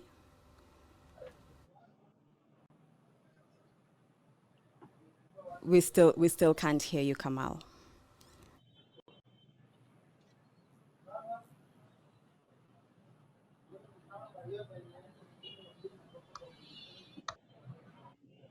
Okay, as we wait for Kamal to unmute himself, we know we live in this digital age and technology comes with its own set of challenges. I just wanted to give a little bit of a teaser around the conversations that I want us to have today. So we'll be talking about how effectively SACCOs have dealt with getting into the digital landscape and what potential security challenges they might have experienced or they foresee in the future. We'll also talk about whether the security culture has kept up with the threat in the landscapes. And one of my most exciting conversations is going to be around return on investment, budgeting. So one of the things that we used to like to say when I wore a finance hat in my past is that sometimes the tech people and the finance people spoke two completely different languages. And I'd like to demystify that and just talk about, what happens if you're in a position where you need to go to your board and you need to defend a spending or a purchase decision. So now I would like to go to my panelists. I don't know whether we've managed to get Kamal back and whether we can hear his introduction or whether we should leave that. Okay, all right. So what I'm going to do is I am going to pose two questions, and I want these questions to be to Robert Mugoe and Amos Ndongo. I want to talk a little bit about the security landscape in the SACCO space. Let's start with the really simple question. How secure are digital SACCO platforms? Let's start with Robert Mugoe. Thank you, Tanya. That is a very broad question, and I don't know how secure we are, because depending on the type of SACCO and the level of awareness and the amount of investments you have put, that will vary from one SACCO to another. But I will talk about Chai SACCO. We are not where we want to be, but we are not totally in the dark. Why? Because we have engaged a security management service, a company that picks logs from our very core devices in our networks. So we are able, for example, with a report every day to see who logged where, what were they doing, who changed what. That, in my opinion, is somewhere compared to when you are not visible at all, when you can't be able to tell what is going on in your network, your assets, what software is installed, who accessed what system. So to me, depending on the SACCO, the level of awareness, on the level of investment you put into place, then you can be able, for example, to say we are at 50%, or we are at 70%, or we are at 20%.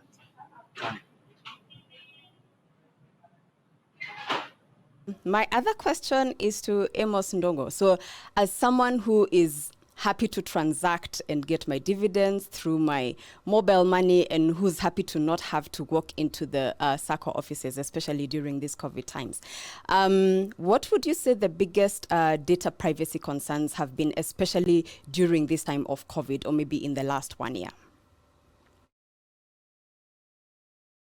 Yeah. First of all, is to ensure the end-to-end transaction is secure. As my colleague alluded, we work with different partners because you can appreciate some of the SACCOs in terms of skill sets are a little bit thin. So data privacy aspect comes into play to ensure, first of all, that we as the data controllers are well aligned when it comes to what has been stipulated, like using the Data Privacy Act, which has come into play. We also ensure that information. Amos, sorry, Yeah. I'd like to interrupt just a little bit. We're getting a bit of interference via your mic. Yeah. Would it be okay if you didn't use your mic, or maybe just pull it away from your mouth just a little bit, and we see whether the interface will get better? Okay. Thank you. Is it a little bit better now? All right. As I was saying, the data privacy concerns, we are constantly dealing with PII, the personal identifier information, and as is data processes is to ensure this information is safeguarded. We also work with data controllers, in this instance, the integrators. We also do diligence on their end to ensure that the information that we share with them meets a certain criteria. We do vendor assessment to ensure that they meet the security aspect that are well aligned within ourselves. And at the same time, we tend to engage them through contracting, where we stipulate what are the security concerns and also hold them to account in terms of ensuring that they adhere to those specific data privacy the acts that we or facets that we need them to adhere. The other thing is that apart from the contracting and the vendor assessment, this is a continued relationship, especially in our environment, since we are working with an integrator. There are ever-changing environment landscapes in terms of the threats, and equally, the changing business processes that also needs to be looked at from a security perspective. So we maintain that security posture where we keep on evaluating what's happening on the external environment and internal environment, and ensure that the privacy concerns are taken care of, by design. It's not a default. So that's it from our end. Thank you, Amos and Robert. So just before I go to John Mutama, I've heard both of you talking about design. I've heard you talking about a roadmap, and I also heard mention of investments. And I had a quick question that might not have such a quick answer around investment. Now, we know that digital transformation is not the cheapest undertaking, but you do have to put in, you do have to put your money where you want to get the most returns.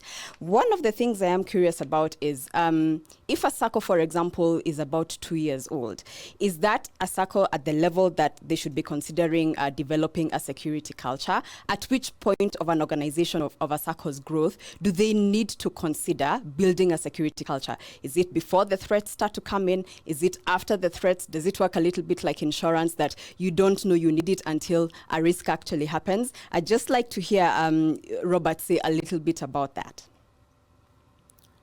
Tanya, that is very interesting. That when do we create the culture?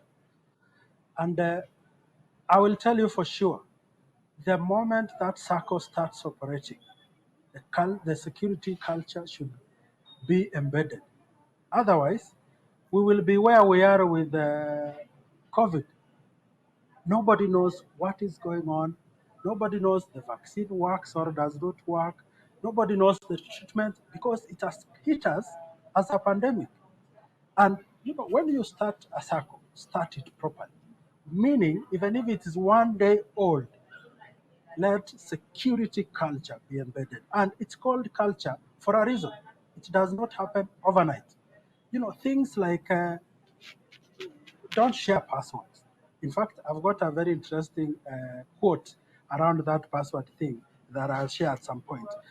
And again, when people talk about security, cyber security culture, it is not rocket science. It's simple things like when you leave your computer, lock your screen so that somebody doesn't come and put, their transact and it looks like it's you.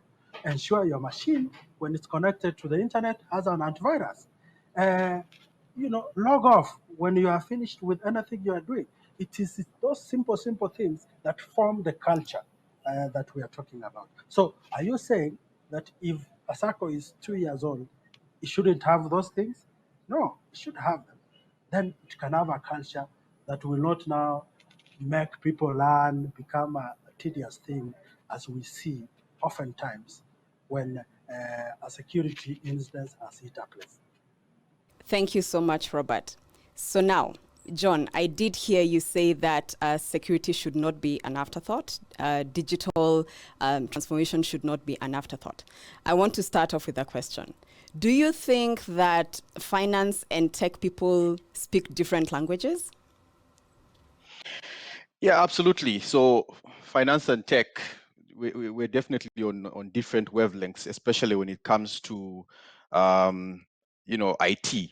But it's our responsibility to try and bring these two individuals, I would call them, together for a common agenda, which is to transform our business to push ourselves to the next level, right? So if you look at, if finance guys are probably talking about things like return on investments and so on and so forth, you need to look at the cost versus the risk. So when an IT person is going to push forward an agenda, he also needs to align himself with this kind of messaging. So in the same way, when we're talking to our customers, we also try to guide them in this direction, because we appreciate that if you go to a finance person with just a pure, bill of materials, for example, and say this is going to cost $1 million, you're probably not going to get that discussion very far.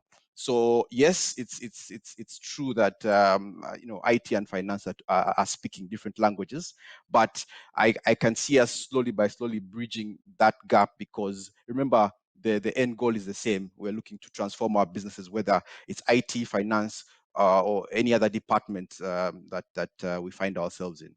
So yes. Thank you. So on to my second question. John, what as a solution provider, what role do you play in guiding SACCOs on their transformation journey? We talk a lot about this thing called the business case. And for those of us who serve on boards, one of the things we like to say is that if you're going to bring me a purchase decision that you want the board to approve, you also have to demonstrate the business case to me. So my question to you is, what role do you play in guiding SACCOs through rethinking their digital transformation and even defending the potential spent to the board or to the other decision makers? Yeah, so as a solutions provider, we find that the best way for us to bring value to the SACCOs is to come in as a trusted advisor from a security perspective. So we need to guide, and I think the guys who talked in the earlier session around the cloud, look, we need to come in early, and we need to be able to identify the pain points of the organization and align also with the business objectives. So once that happens, we now need also to not leave. So I find it in our field that once you leave the personnel within the different organizations to run with, for example, things like the business case and so on and so forth, they might find a few hurdles here and there. So what we do is we also like to guide, the people who are running with these initiatives across the whole, purchasing discussion. So, for example, if you're going ahead and you're saying you want to propose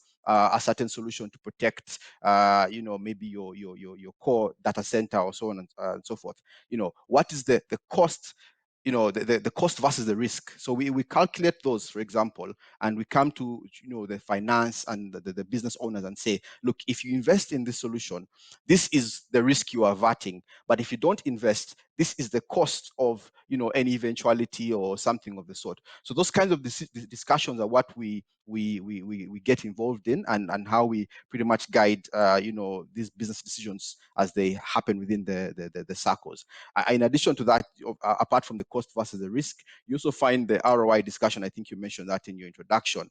ROI is an often easy way to present a business case to potential spenders, because you're showing that this money is this investment is going to save you money or make you money in one way or the other. So yes, we like to get involved in those discussions from again, financial, trusted advisor perspective, from a security perspective, coming up with the right solutions, but also as a guide to navigate the tough terrain that is, building a business case. So that's how we get involved as Fortinet.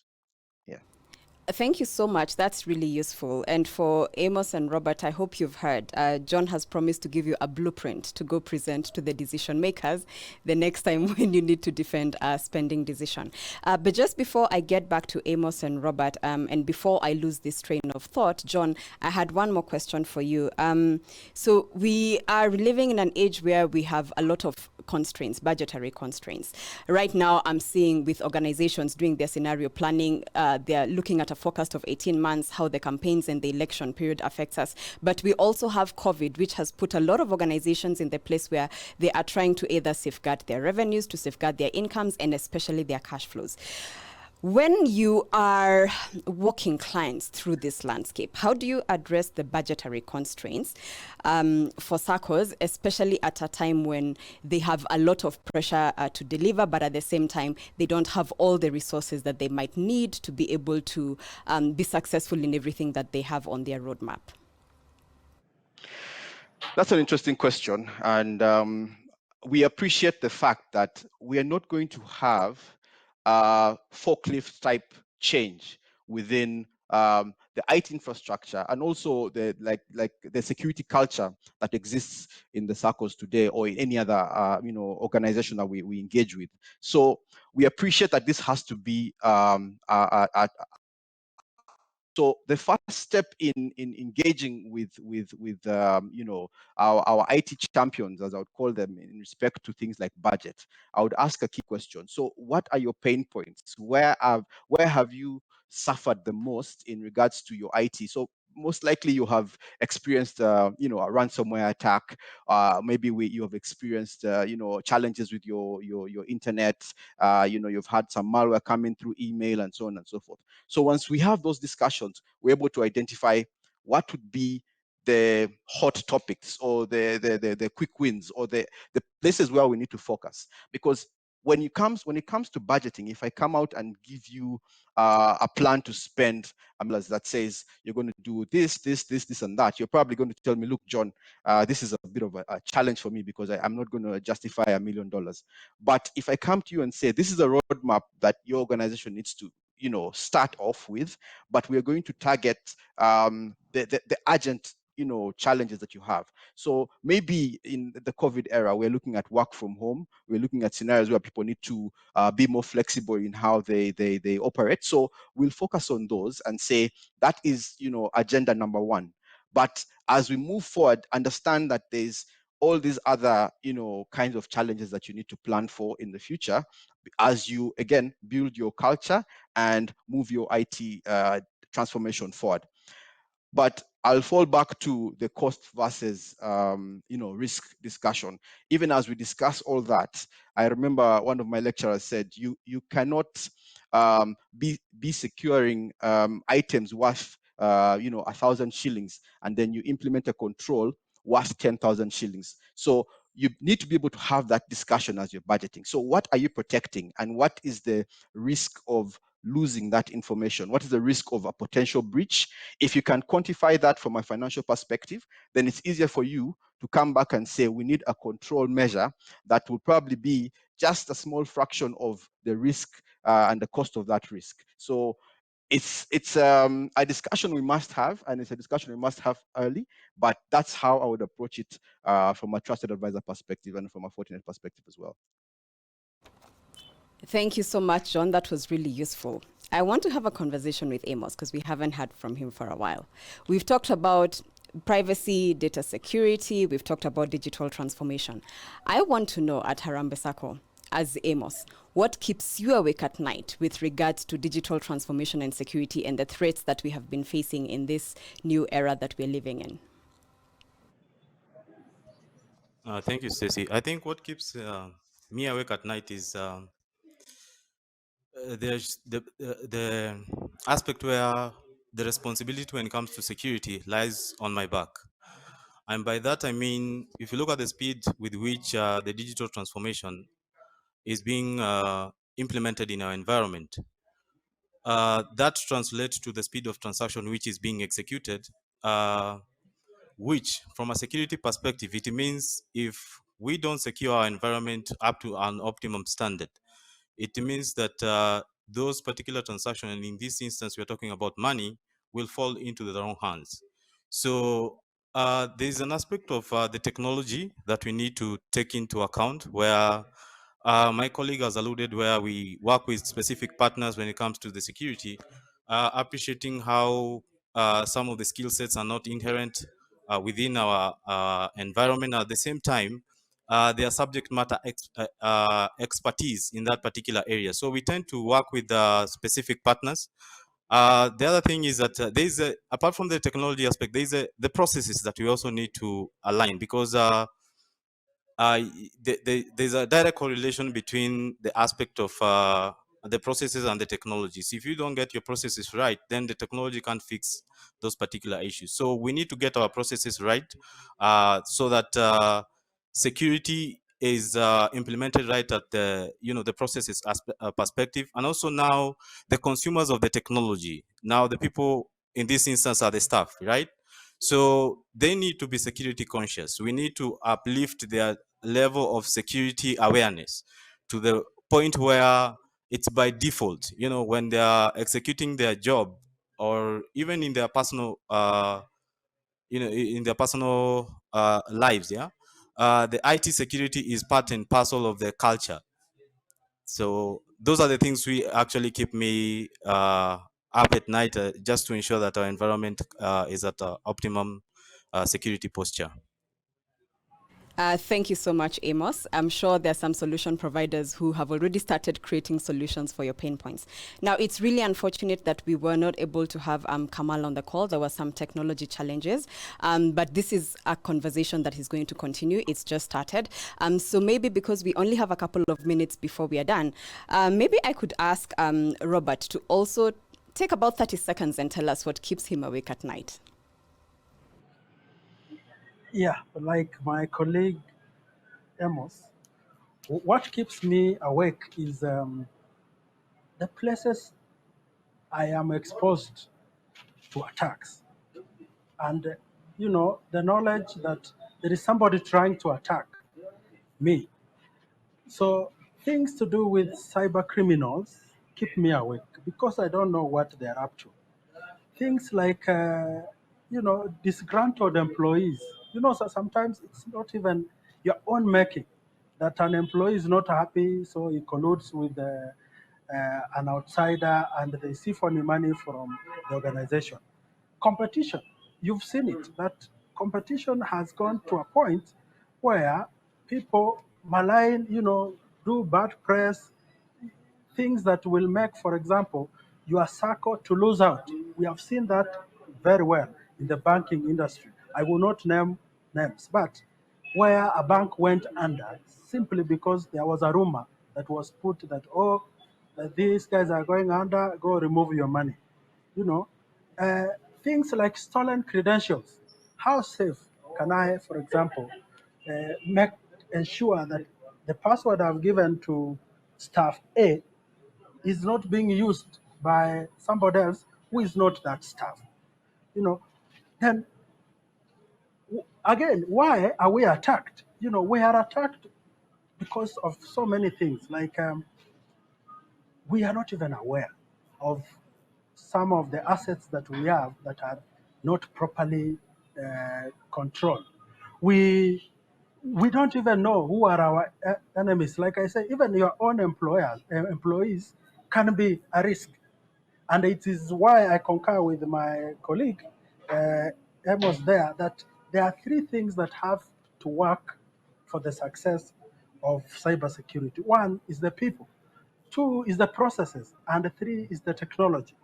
So I sit here and also concur with the statements early that vendors, the service providers need to come out and talk to us consumers, because the need will only work. Like I said, I'm very enthusiastic, I'm very passionate. That need is what will make technology to succeed or not succeed. Because if you create a fancy thing and there is no need for it, forget it, it won't go anywhere. So those are the things, Tanya, I can simply say that keep me awake. And now, what makes me sleep is things like the small ways that we have put in place. Like I'm able to go in the morning and see a report, so and so worked late. Which system were they checking?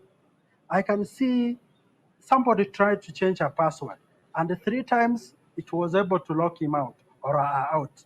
And I know that person, the next call is going to call and say, please unlock, if it was a genuine problem. If it's not a genuine problem, you will never hear that.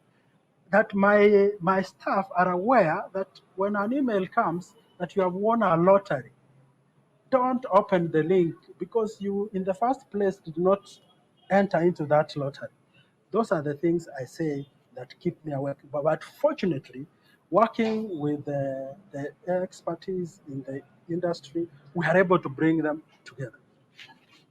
Thank you so much, Robert. That was really useful. So unfortunately, we don't have any more time. I just want to really, really thank those who have been present with us. This panel was about building a security culture in SACCOs, but really, it's just the start of our conversation, and this is relevant to every organization. So we hope that the conversation will continue even after this panel and even after the Saccotech Forum today. Thank you.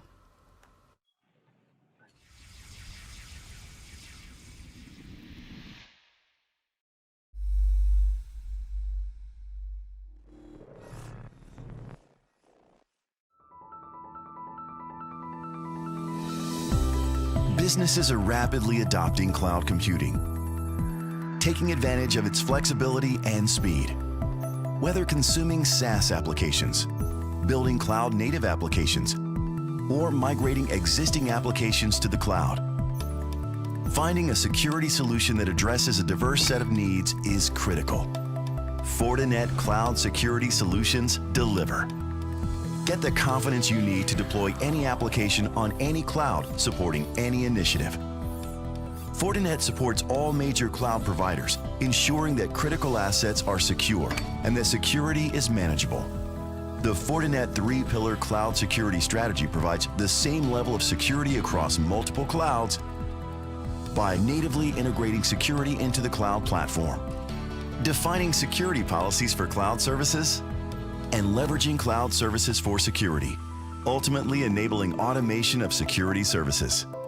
Fortinet provides the industry's broadest set of cloud security products, enabling you to use the same security in the cloud as you have on premises.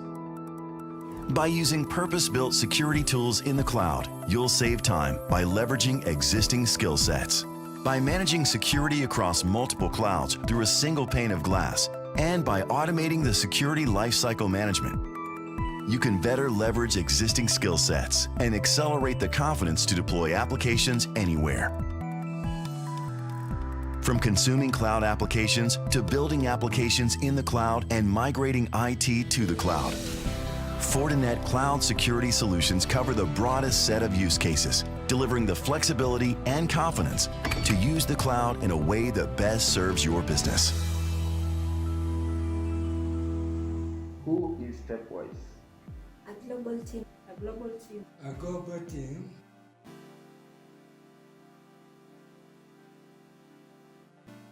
Of differently able.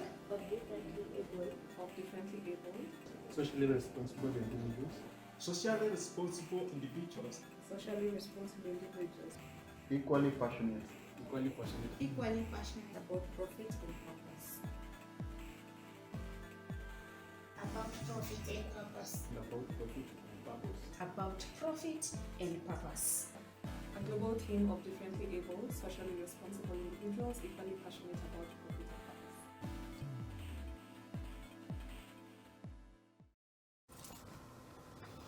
Fantastic. Welcome back, ladies and gentlemen. Thank you so much, Tanya and Gima, for taking us through that fantastic session. We also want to extend our appreciation to the panelists. We appreciate you. Thank you so much. Welcome back, and this is where we are accelerating the change. And our next speaker is the chairman of Mombo Sacco. This is none other than Peter Bucharo. So Peter is an innovation, business development, and financial management systems architect with over 10 years of experience in developing business brands and management solutions. As the chairman of Mombo Sacco, he has overseen the Sacco's growth since its inception, developing in niche, innovative, and creative products that have employed digital technology in improving consumer experience. We are glad to have you, Peter, here with us, and over to you as you take us through the session. Thank you once again and welcome. Hello everyone, my name is Peter Mcharo, the chairman of Digital Sacco in Kenya, by the name Mombo Sacco. Mombo Sacco was established in 2015. Currently we are more than 6 years old with a membership base of over 1,700 members and an asset base of over 70 million. Mombo Sacco was prepared since inception to revolutionize the Sacco movement by reimagining savings and lending so that these services can fit into how we live our lives now. With the onset of COVID-19, this has proved to be of so much importance because Mombo Sacco was able to enjoy a high growth during the pandemic to a percentage of over 100%, both in terms of member acquisition, savings growth, and even the loan book. We have a number of innovations that we've put into use with our operations at Mombo Sacco, and one of them is the customer interface platform that we use. It's a mobile application. It makes the customer journey a lot easier. Customers can be able to manage their transactions with the SACCO from the palm of their hands. That is from registration, borrowing, loan guaranteeing, and even exiting from the SACCO. This mobile interface has been at the core of our operations because unlike the traditional SACCOs, we are so focused with the customer experience. And with this, we have our other innovation, which is the Mombo M-Score. The M-Score is a credit scoring engine, which enables us mitigate risk whilst underwriting loans. As a digital SACCO, we've been able to manage our lending and ensure that every borrower can be able to access credit at any time of the day and from every corner across the globe, especially to our diaspora members who can access loans from their residences abroad. It makes the lending process very efficient in the sense that customers get to access loans based on their financial ability. Simply because it's on tech, it does not mean that we get to overburden our borrowers. Every member is able to access a credit limit of their choice for a predetermined period, which will enable them have access to very affordable loan installments. As a result, our loan book, as at the end of the financial year 2020, had a non-performing book of less than 5%. A lot of our customers have been very impressed with this technology, and especially the M community, which provides a solution to the existing challenge within SACCOs for members to access guarantors for their loans. Many of us, I'm sure, would know the traditional chamas, how they operate. In our case, we've reimagined how traditional chamas operate and packaged it into M community. How we've made this better is by removing the risk of failed friendships and family relations from the chama operations. With the M community, members can contribute together, run projects together, access credit together, but at the end of the day, every member is responsible for their own saving and their own borrowing. The M community also has brought the community essence of a SACCO within the membership. Members get to know each other at a more personal level, hence making it easier to guarantee one another loans without having had to know each other when joining the SACCO. It's about unity of minds and purpose rather than the normal fraternal connections that has made the M community a success to our membership. In addition, we've also implemented a digital voting system within the Mombo app, which enables members vote for resolutions for their board members electronically and in real time from the comfort of their. We put this into use in the previous general meeting elections, and it was quite a success. We had a 60% turnout, and for this year's elections, we've even made it better. And we expect everyone will be satisfied with the election results. These are some of the opportunities we've been able to take advantage of to make the customer experience much better to our members. We're not only looking at, or rather, the SACCO movement should not only look at digitizing the SACCO processes, but I would like to encourage everyone to move further and reimagine the whole processes to fit the life or to fit the current situations. Currently, with the introduction of the 2020 business regulations for the BOSA SACCOs, we are working to get authorization from SASRA and thereafter introduce an e-wallet where members can be able to transact from our platform. This, we believe, will be a game changer within the SACCO movement. And I do encourage all the other industry stakeholders to take cue and improve the lives of our members and make the SACCO movement more vibrant. Thank you. Who is Stepwise? A global team of global team. A global team.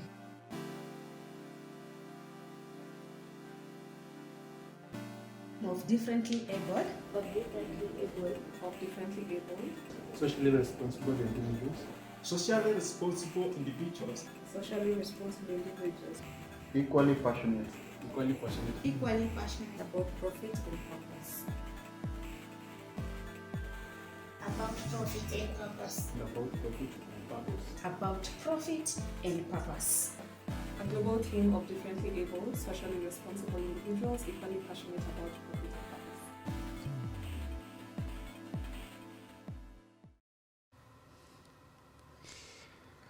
Well, what a day this has been. Ladies and gentlemen, since morning to these afternoon hours, we've been engaging with very thought-provoking issues that surround the SACCO sector. Indeed, 3 years ago, when CIO East Africa initiated the move to engage with the SACCO fraternity, it looked a bit wobbly, but then the reception by the SACCO industry players was instrumental. It came in a very timely fashion because there was need for digital transformation. Fast track to the following year, what happened is that those who had accepted the initial call that they should indeed adopt and change found themselves actually just sliding as they got into the uncertain time, the pandemic time that caved us into situations last year. Today, we are talking about accelerating that change. Ladies and gentlemen, my name's Humphrey Odhiambo, and indeed we are so grateful that you are able to be with us since morning to this hour of the day. As we are ending our session, which is the third Saccotech Forum today. We plan to have more of this, not only at the flip of another calendar year or another calendar, but we want also to engage more periodically so that we can just sustain the momentum going forward. Indeed, I'm standing in for my CEO, Laura Chite, who was also engaged in another session right now. So she kindly requested me to close this session that we had. I'm glad that we are able to tackle particularly 3 major segments during this particular session: the leadership component, the innovation component, and indeed the security component, which interfaced so well from the onset to this hour of the day. The take-homes as far as security is concerned, is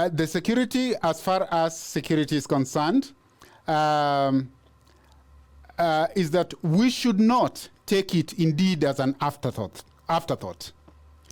Let's engage on matter security from the onset and purpose just to accelerate and scale even as we think about digital transformation and indeed innovation. For leaders, we have been challenged today that we need to walk the talk. We need to be champions of that transformation. We need actually to accelerate and be open-minded to initiatives that are coming on board. And in fact, one of the things that will make even our boards more effective is for the CIOs, indeed the heads of IT within our SACCO fraternity, just to know how best to present their matters to the management so that the management can also see how best to elevate this to the board for purposes of a sector transformation. I want to thank you so dearly for taking time off to participate in this particular session since morning till now. It's a thumbs up to all of us who are able to be consistent from the word go, and indeed to our speakers who have put up very exhilarating presentations as well as all those who participated in the panels that we had so cued today.